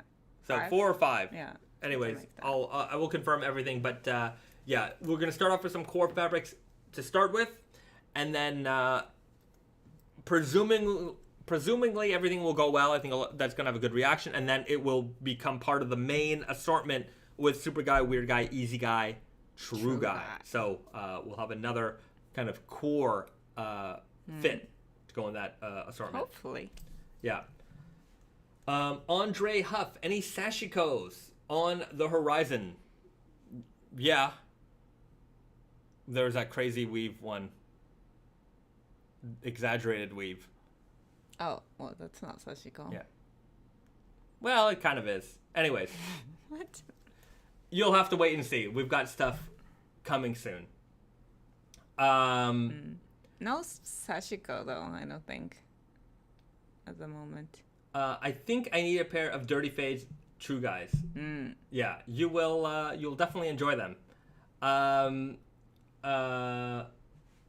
Okay. There's something about sleeping that affects millions of people each year. Sleep ordering. Sleep ordering. Sleep ordering is a serious disease that affects millions of people each year. I believe it. Okay, Drunk I don't know. ordering too. Drunk ordering, sleep ordering. Can you order something when you're asleep? Apparently. Sleep ordering, I don't know. Drunk ordering, definitely. Definitely. Okay, I have a... You know what? The other day, I got an email, and I just wanted to kind of go over this kind of idea. And that is expectations of product. Because this Here we go. Yeah, this is you guys want a Bahzad rant? You're gonna get a Bahzad rant right now. Because sometimes, I've talked about it before about how to approach the email with us, right? And you're never gonna get very far with the blame game, or just being rudely aggressive. It's never a good idea.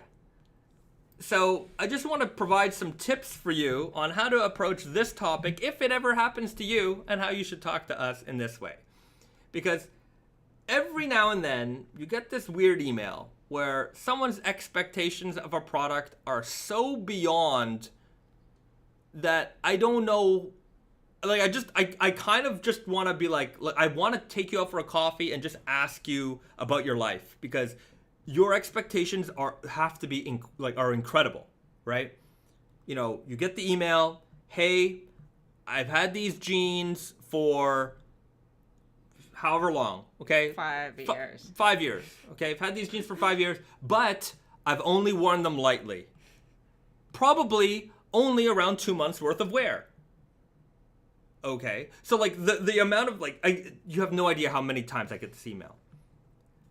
So I've had these jeans for a long time, and I've worn them not a lot. Okay, and the crotch is ripped. I've got a hole in the crotch, small one, big one, doesn't matter. They've ripped somehow, and then you're like, oh, okay. Interesting. Well, our recommendation is, you can wear and repair and blah, blah, blah. And you're like, excuse me? Is that how you talk to customers? I should have to patch up my jeans? As if I should have to? I'm responsible for patching up my jeans? How dare you? These jeans were $175. And I'm like, okay, wait a minute. So you believe that because the jeans were $175, they should never wear out, and even if they did, you shouldn't be responsible for fixing them, right? And then you get the photo of the jean, and clearly they've been worn to shreds, just faded, right? The beauty of raw denim is that you can't tell how much you worn it. It's really funny because you get the photo and it's they're clearly faded, they're clearly worn. There's no way you wore them for the amount of time that you're telling me. And then at the same time, they're telling me in the same email, I've been wearing raw denim for blah, blah, blah. I'm an expert. And I'm like, you're right. You definitely know more than me, which is possible. I'm gonna say that the possibility exists that somebody on the other end has more experience with raw denim than I do, but I would also expect that the person who does would not be writing that email, so whatever.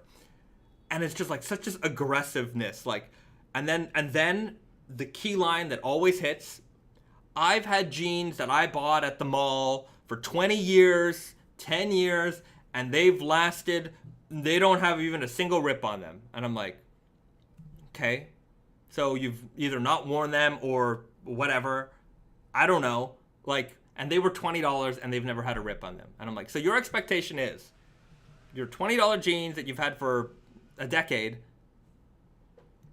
has lasted that long, so buying more expensive jeans should therefore last a multiplier of that until you can have a reasonable expectation of damage. It's just, it always kind of builds up this way, and it's that these aren't, they're not the same product, and they haven't been worn exactly the same way. You've worn these, clearly. So anyways, it's just weird. Also, the price is an indication of how much it costs for us to make, for develop everything. It's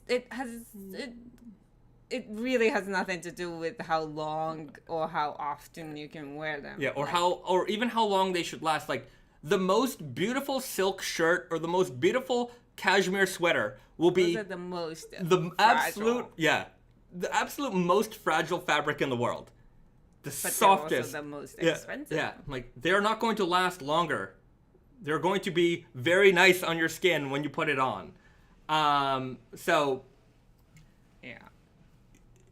Our obligation is to deliver the product defect-free as is, right? And with some reasonable amount of expectation, right? Yeah, we make sure all of the jeans are not gonna rip when you just put it on and sit down. Like if they, if there's any kind of defect, rivet pops off, you've had them for 3 days, something happens, sure, but like after 8 months, you can't be like, well, stitching broke, and it's like, well, yes, we didn't stitch it with like invisible, like a. It's weird because you see this little piece of string, right? And like, and any reasonable person would be like, well, that's a little piece of string. It shouldn't. Would you expect that to be indestructible for all time? Like, I just don't understand. I do understand. I'm not going to say the words that I want to say about these people's mental capacity, but it is odd that someone would believe that is indestructible under all circumstances always.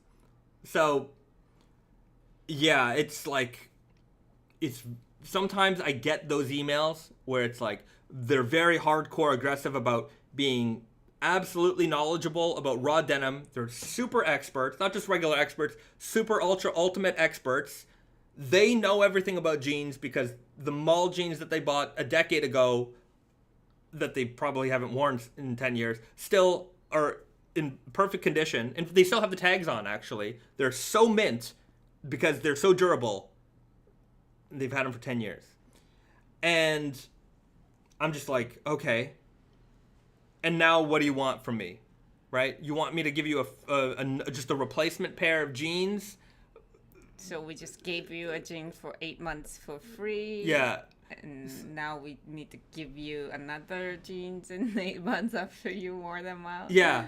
And like, we offer people, hey, if you want some like material to patch up your jeans, we're happy to send you that kind of stuff. And like most people, let's be fair, 99% of people are very reasonable. They understand. And usually they're saying, hey, I've got a problem with my jeans. How can I tackle it? How can I take care of it?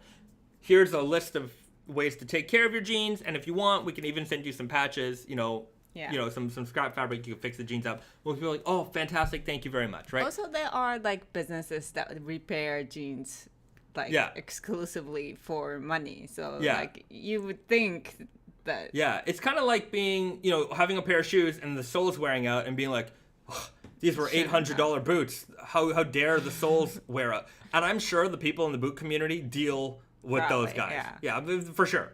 Right? You got guys who are like, well, I've only had these boots for 3 years, and they were this much money, and the soles have worn out, and I like, why should I have to pay $200 to repair or replace the soles?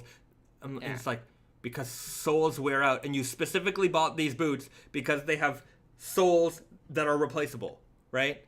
And I'm saying like jeans, you buy jeans because you want to repair them all the time, but it's like they wear out, and especially in our world where we're saying like, wear them every day. We're not telling you to wear them every day. We're saying this is how you achieve a fade. But the odd thing is that you get the people who are fading the jeans who are then also complaining about the damage that comes with the jeans when we're like, that's just part of the whole thing, right? Most people, your mall jeans, you didn't wear them every single day for 8 months straight. You wore them once a week for 8 years, right? The amount of wear time you have in those jeans on your raw jeans is so much higher, and it's also so much stressful because you're wearing them literally every single day. So Eric Bennett says it right. The part of this email story that gets me the most is all of us in this chat would flex and brag if we wore out a pair of Naked and Famous. Yeah, like we're all kind of waiting for the rip to come in and just the damage just to show up. Right. So that's really funny. Look, I get it. Look, our jeans aren't inexpensive, right? They're not cheap, right? It's not throwaway money. For some people, it might be. For most of us, it's not. I get it. They didn't live up to your expectation of what this was supposed to be. Somebody told you, oh, they're more durable. Well, yeah, but I have jeans that are older than this that haven't worn out. I'm like, yeah, but you haven't worn them the same, right? You didn't treat them the same, right? And it's hard, But it's also, even if you wear the same jeans, same amount of time. But you didn't wear them exactly the same way. But even if you did, say you bought jeans and you wore it for 2 years exactly the same way, and 2 years later you bought the same exact jean and wore it in the exact same way, it's not going to break at the same place or just have right, because there's instances in your life that are going to be different, that are going to cause damages in different places. But sometimes your laundry thing was just out of little whack. There's something in there or whatever. It's just. So, my point is, if you have a problem with our product, whether it's our fault, whether it's wear and tear, come at it at a bring it down, bring the anger level down, right? Mm-hmm. Because we really will just give up on you. We'll just say sorry, and it doesn't happen very often, but sometimes it's the arguments you're throwing at me, oh, so you think a pair of jeans that cost this much should only last 6 months? No, I don't think that, but they might damage in 6 months. Yeah. Right? But also, it might damage in 8 months. It might not damage in 2 years. I've got jeans that are certainly older, that have a good amount of wear, that don't have the same damage as other jeans. Yeah. They all evolve at a different rate. It's also not like electronics with the damage. You cannot use that if it's broken, but jeans is different. You're like the guy said, it's that's part of it. And just because you have a hole, you might not like it, then you should fix it. Yeah. But that doesn't mean that you cannot wear them anymore, that you have to throw it away. I just wonder how they deal with their phone screens breaking. Mm-hmm. It's gotta be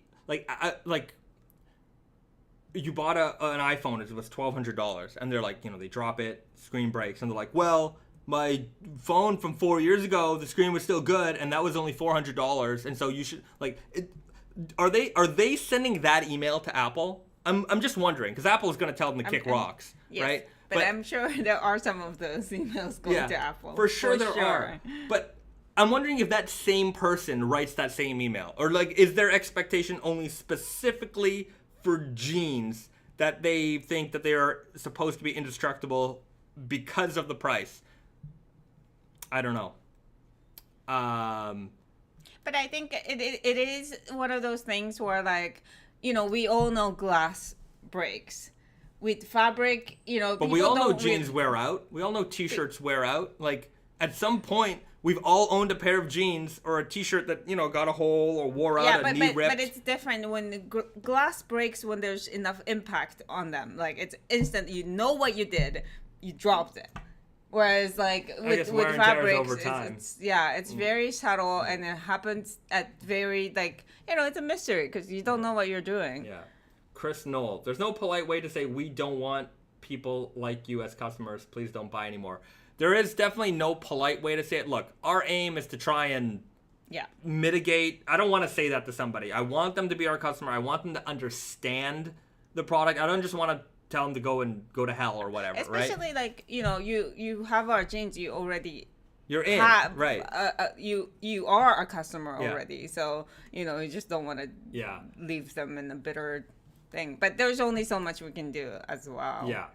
So, look, we definitely try to mitigate it. And if any one of you are listening now, come at us say, look, really be honest. You'd be, we're more flexible than you can imagine. You don't have to yell at us or, be nasty in an email to try and get your way. Look, if you don't, worst comes to worst, you've got a pair of jeans that you wore out that maybe has a small damage in it. The worst thing that could happen in this situation is if your expectation is you're going to get a pair of new jeans and you don't, we'll send you some patch, we'll send you some advice. At the very end, it's not like you cannot wear these jeans anymore. The repair is everything, it's either repairable or they've been so destroyed that there can't possibly have been our fault. No, but but yeah, like I understand some people do not want to repair them and you want a new pair. I understand, but then if that's your preference, then you have to buy a new pair. Yeah. But like, fixing jeans is easy. It really is. Maybe I guess a lot of people are afraid of, have to have a repair. Like, things need repairing over time. You fix if your fridge starts to work funny, you fix it. I don't know. Yeah.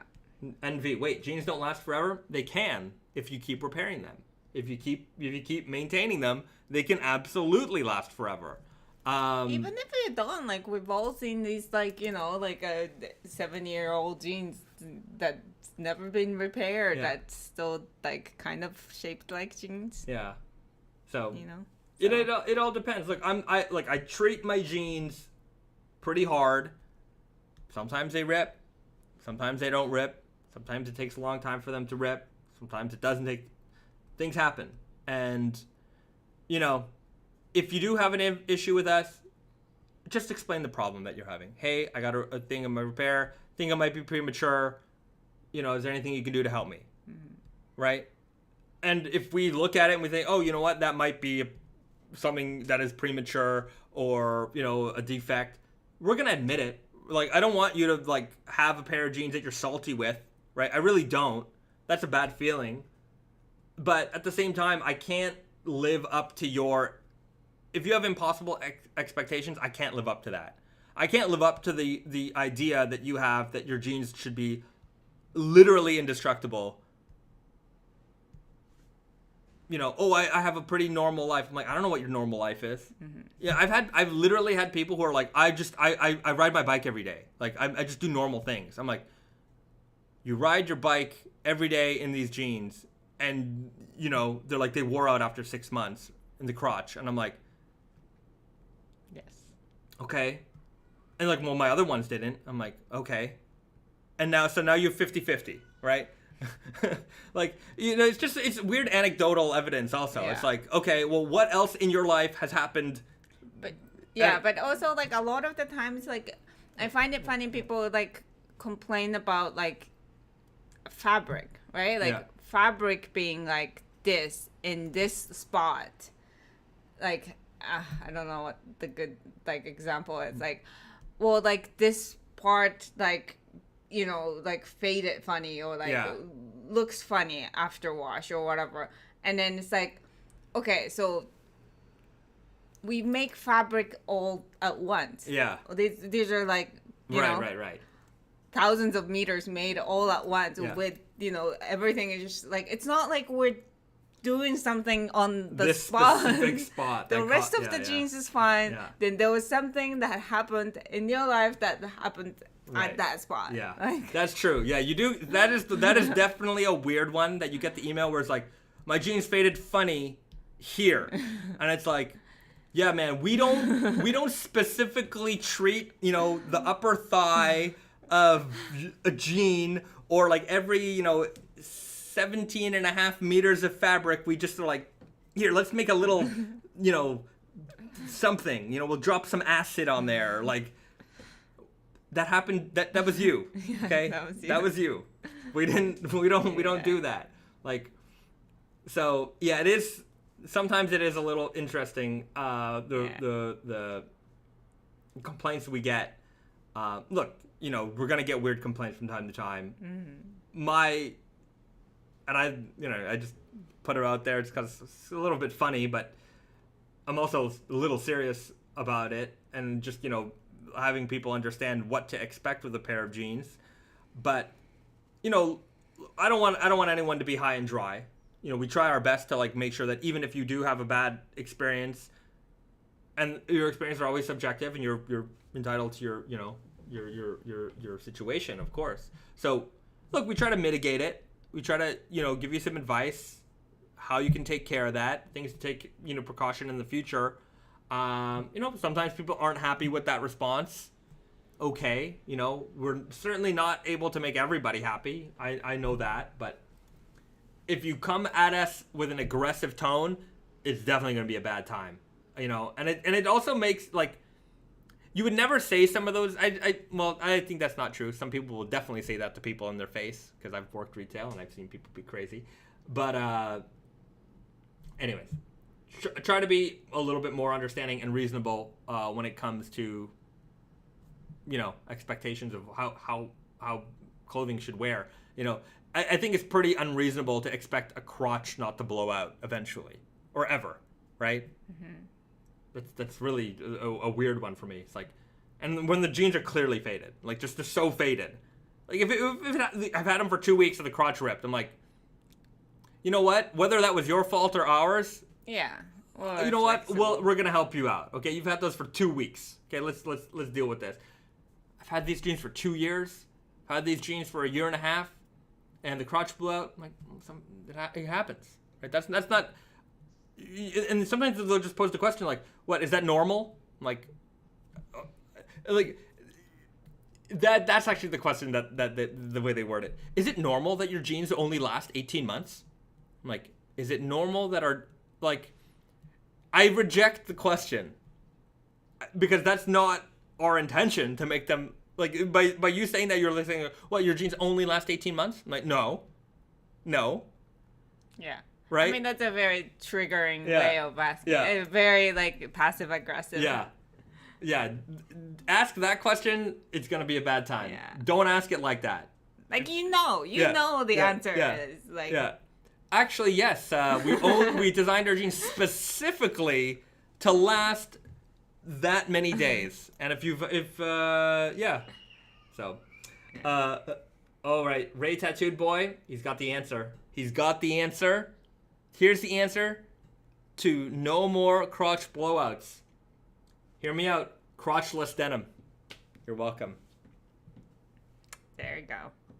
You can't have a crotch blowout. If you don't have You're going to have a crotch in your jeans. All right. Problem solved. You know what? We should just get rid of jeans altogether. You just pay us, and we'll send you an NFT of jeans. And then you're like, look, I got jeans. And they're raw, and they will last forever. Yeah, never on the break. blockchain. They never break. Can you make a fading jean on NFT? Maybe. That's what we should sell to these people. If you want a jean that lasts forever, here's a picture of one, and you own the picture. Or we're not going to sell NFTs, don't worry.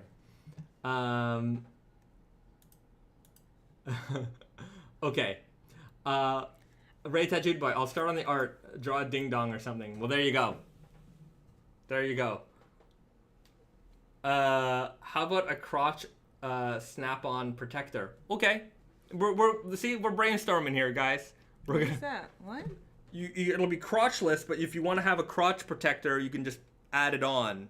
You can have like a snap-on. Like accessory. Yeah, like accessory. Accessorize it. Sure. Yeah, because you need to cover that area. Yes. I would imagine. Yeah. Unless you want to get arrested. Yeah. If you're in your own home, do whatever you want. Or certain designated areas. But we are naked and famous, after all. We don't care. All right. We should review some jeans. Yeah, we should. Because it's getting late. It's getting late. We got a couple of previews here. I can't believe it's like 2 hours in, and it feels like 15 minutes. Just zooming by today, and we still got snack time and movie reviews, so we got a couple things to do. Okay, so we've got a couple of fall/winter 22 previews. I want to start with this guy first, actually, because I don't remember showing this off too often, and that is the blanket-lined denim. So this is fall/winter 22. We call it blanket-lined because it has a blanket on the inside, similar to vintage like blanket-lined jackets that were actually lined. But the interesting thing about this denim is that this interior actually isn't lined. It's actually woven into the fabric. This is made on a special machine that weaves two fabrics at once and then binds them together. So when you take a closer look at this fabric, it might be hard to see, but you can see these like little pin spots throughout the fabric. You can see kind of a grid going, and that's where it binds the first fabric to the second fabric. And you've got this very like, it's very denim-y, but it also kind of feels soft and like kind of heavyweight blankety. It does feel soft. It doesn't have that. It doesn't have the same crispiness as like a traditional raw denim would. So you got the classic dark indigo, tonal stitching, dark buttons with that vintage style blanket lining on the inside. This is also going to come in a chore coat, and I think did we do a denim jacket or kimono shirt? We did a kimono shirt. Yeah. So this is going to come in a couple of different options. That is for fall winter 20. The new blanket line. We call it blanket line. It's not technically lined, but blanket lined denim.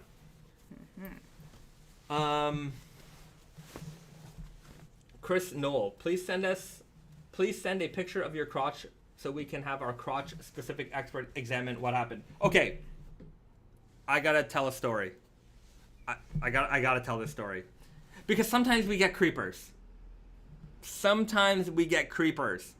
And it happens. And I once had this guy, I might have told this story before, who kept sending us pictures of his crotch, explaining that he had a very large, anatomy, and the jeans were very cumbersome for him. And he's like, what can I do? What can I do? And then he just kept sending pictures of his area. And I'm like, and I was like, at some point, I'm like, I think he's just one of those creepy perverts who just wants to, and I'm 100% sure that was the case. Anyway, eventually we had to stop like writing with this person, but like at first you're like, okay, well, maybe you should try a different size or different fit. He's like, no, but you see in different angles, and I'm just like, oh my god, like stop it. A couple guys are like, tried this. Yeah. I love this story. It's a huge package story. Yeah, Richard made this. If you hang around the live stream long enough, you hear my stories more than once.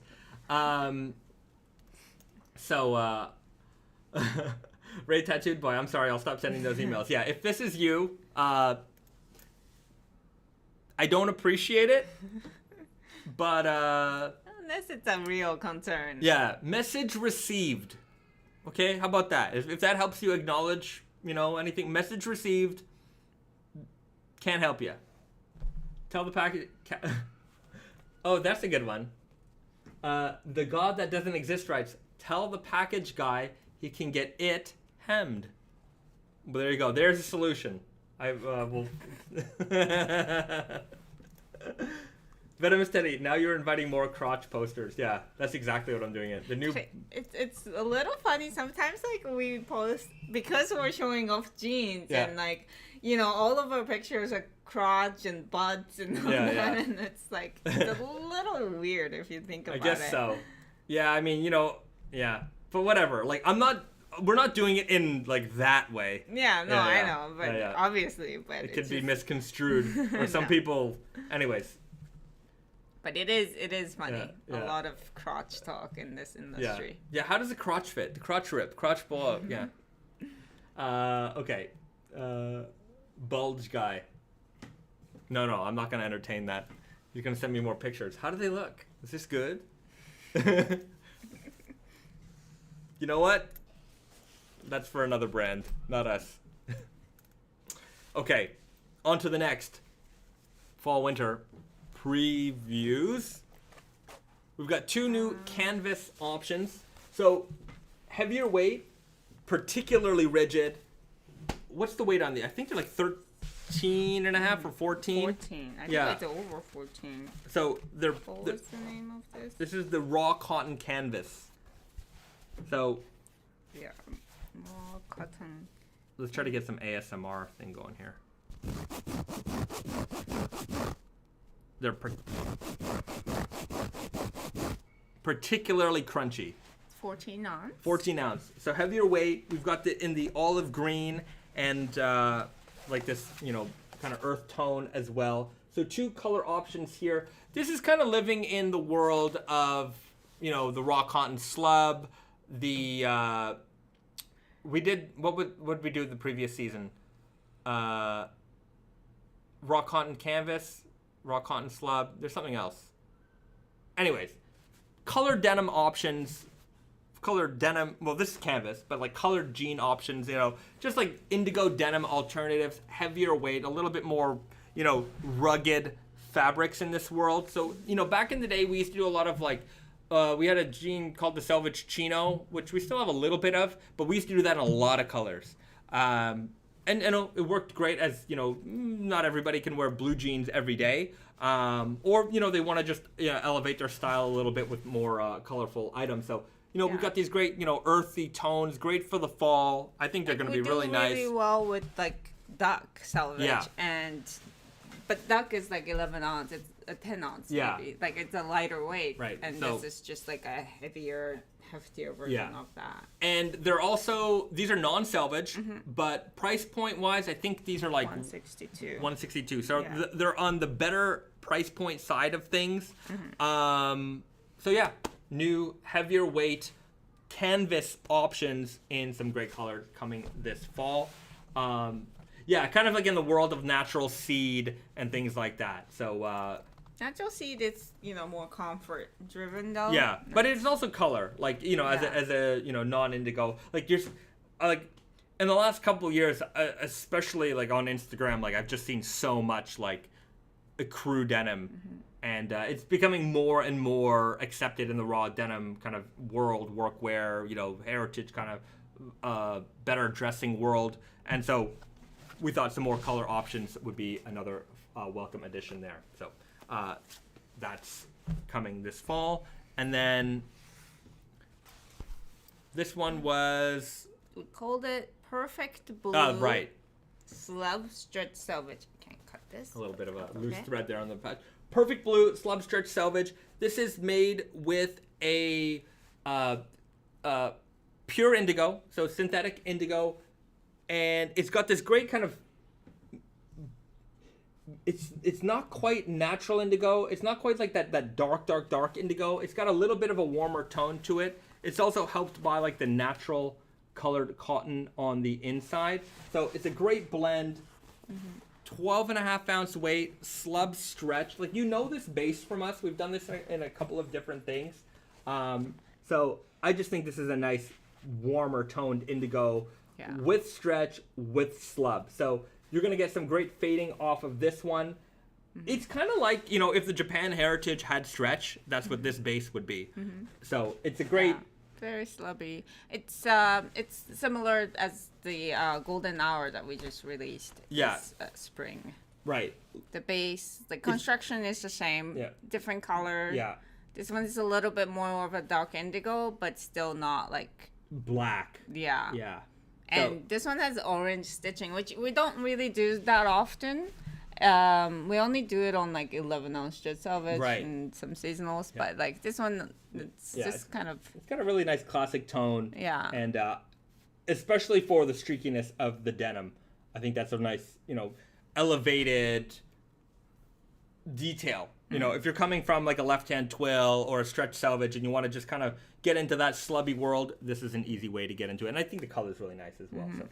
So, we've seen some great fades on these. Not this particular jeans, but when we get back to Montreal, I think one of the things that we're gonna focus on a lot is creating, like, getting a lot of photos of our archived fades, so that people can see and have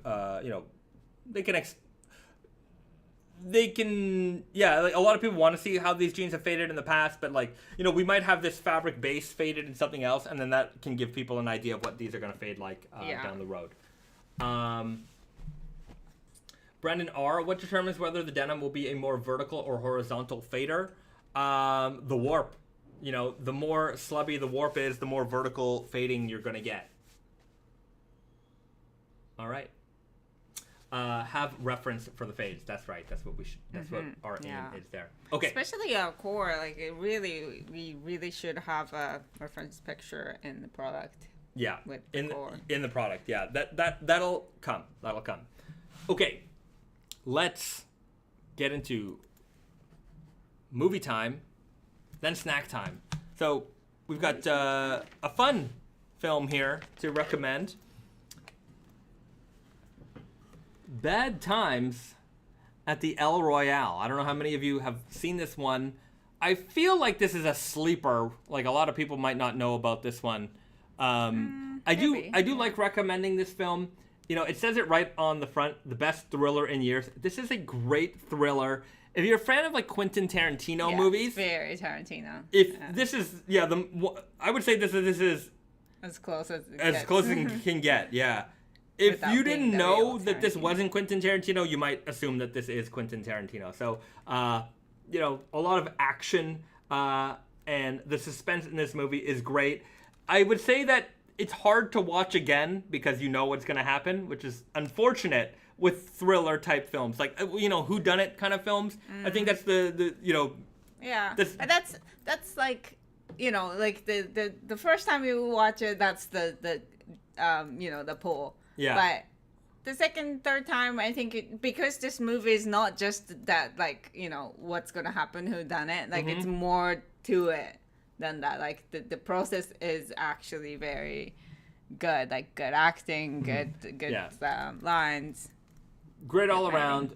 Yeah. Would recommend, which is why I'm recommending it. So, check out Bad Times at the El Royale this weekend if you want to have a...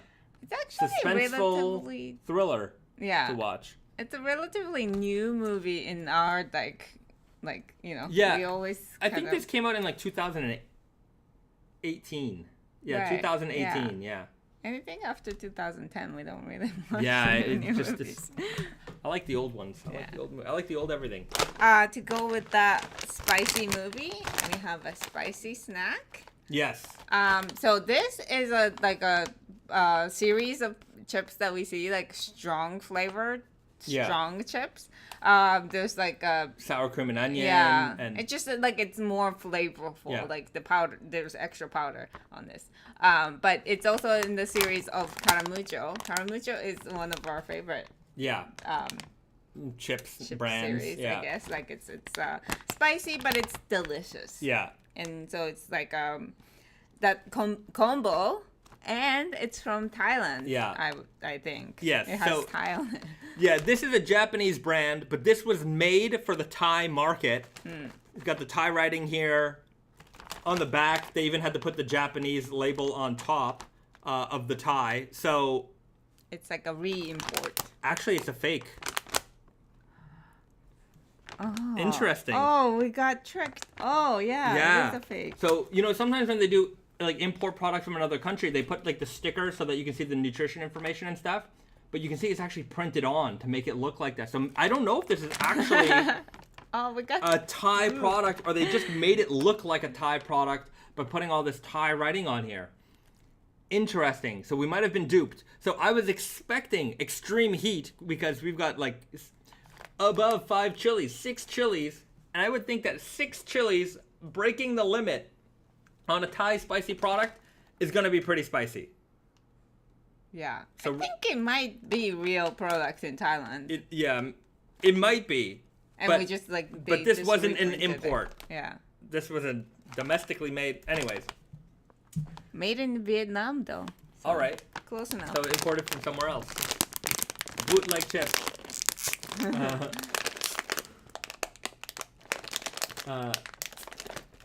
Yeah.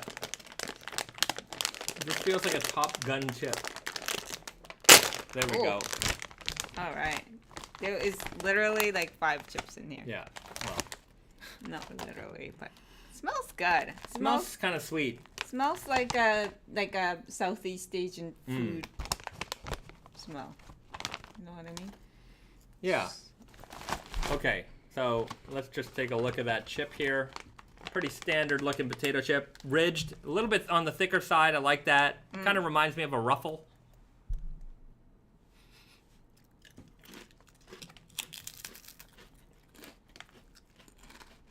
Sweet off the start. Tingling a little bit. It definitely tastes like caramucho. Heat is not 6 out of 5. This is 6 chilies out of 5. In my opinion, this heat is a 1 out of 5. 1 out of 5? 2 out of 10. Not very hot at all. It is way spicier than regular caramucho. It is not super hot chili. It's just, it's spicy. It's warm. It's Yeah. False advertising. This is fake news. I don't know. It's not spicy. It is spicy for like, you know, like if you didn't say it was spicy, you would be offended probably after you bought it. If it didn't say it was spicy, I would be offended. But the fact that they give it 6 out of 5 is offensive. 6 out of 5 is offensive. You know, Kenny Omega versus Okada, 6-star match out of 5. That is a 6-star match. That means above and beyond the best wrestling matches ever had. 6 out of 5 should mean above and beyond any kind of heat. This should be among the hottest chips out there. This is not even close. Yeah. Well. Fake. Anyways. It's fine. It's a tasty chip. It's very good. I definitely like. But it is not a 6 out of 5. Sweet spice taste of this. Yeah. Semos, haha, I agree. Can't oversell the heat like that. But they oversold it. If they just said it was hot, fine. Super hot fire? I'm not a rapper. I don't know about that. I think like in Japanese chips market, this might be 6 out of 5. But just pretending like you're from Thailand and there's a lot of fake on this product. Yeah. Yeah, like if it was like Japanese and like, you know, spicy, it's like our expectation is like, yeah, but it's, you know, Japan. It's not, it can't be that deadly spicy. Yeah. Whereas like if you're pretending like it's a Thai market, 6 out of 5, that's a little, yeah. This is not a Thai level spicy, but yeah. Brandon R, have you ever had a Carolina Reaper chip? I don't think I have. I don't think we have. Like the Packies chips. Yeah. We've had their hottest one. I think that's ghost pepper. And yeah. I don't think I've ever had a Carolina Reaper chip. Although we have the hot ones, hot sauce. Yeah. We have like the Final Dab, like Triple X. I think there might be Carolina Reaper in there. And yeah, it's pretty strong. But sometimes I watch this show and I see these people are like knocked out on their asses, and I'm like, we all had it, remember, on live stream? Yeah, no, but the difference they were building up. Yeah. Sure, I got it. Okay. Is the name Strong? Is it the same Strong that makes Strong Zero? No. You guys don't know about Strong Zeros. Some of you do. Eric knows about them. Somebody knows. Strong Zero is like a canned drink, alcoholic drink that you can buy at any convenience store. It's very popular, but it is like, I think it's vodka with like some fruit flavors usually, and we call it Chu Hai. I think it comes from shochu and some mix, but now it's vodka in the can. It's 9% alcohol level, and they come in like regular can and then a tall boy, but like one can will get you wasted. Because it tastes like juice. It really tastes like juice, so you can like drink it like a lot easier. Yeah. Like it's even easier than beer, I would say. And it's 9%. It's very dangerous. Yeah. And it's very sweet, so it's gonna give you a headache tomorrow. Yeah. A lot of people here that like that's. Like, you don't expect that from, like, a can that you get at a convenience store. It's very popular here. That's for sure. All right. Yeah, Strong Zero. Yeah. I don't drink, but I know the effects. Not because Risa gets wasted, but I just... I know from others. Anyways, we'll leave it there, everybody. Mm-hmm. Thanks for tuning in to another Friday edition of the live stream. Don't forget to like, share, and subscribe to the channel if you haven't done so already. Be a pal. Hit the like button. Be a pal. Even more of a pal. Please and thank you. And subscribe. Do it. Do it now. And I guess we'll leave it there. Be nice to everybody. Have a good weekend. See you next week. Right. Bye, guys.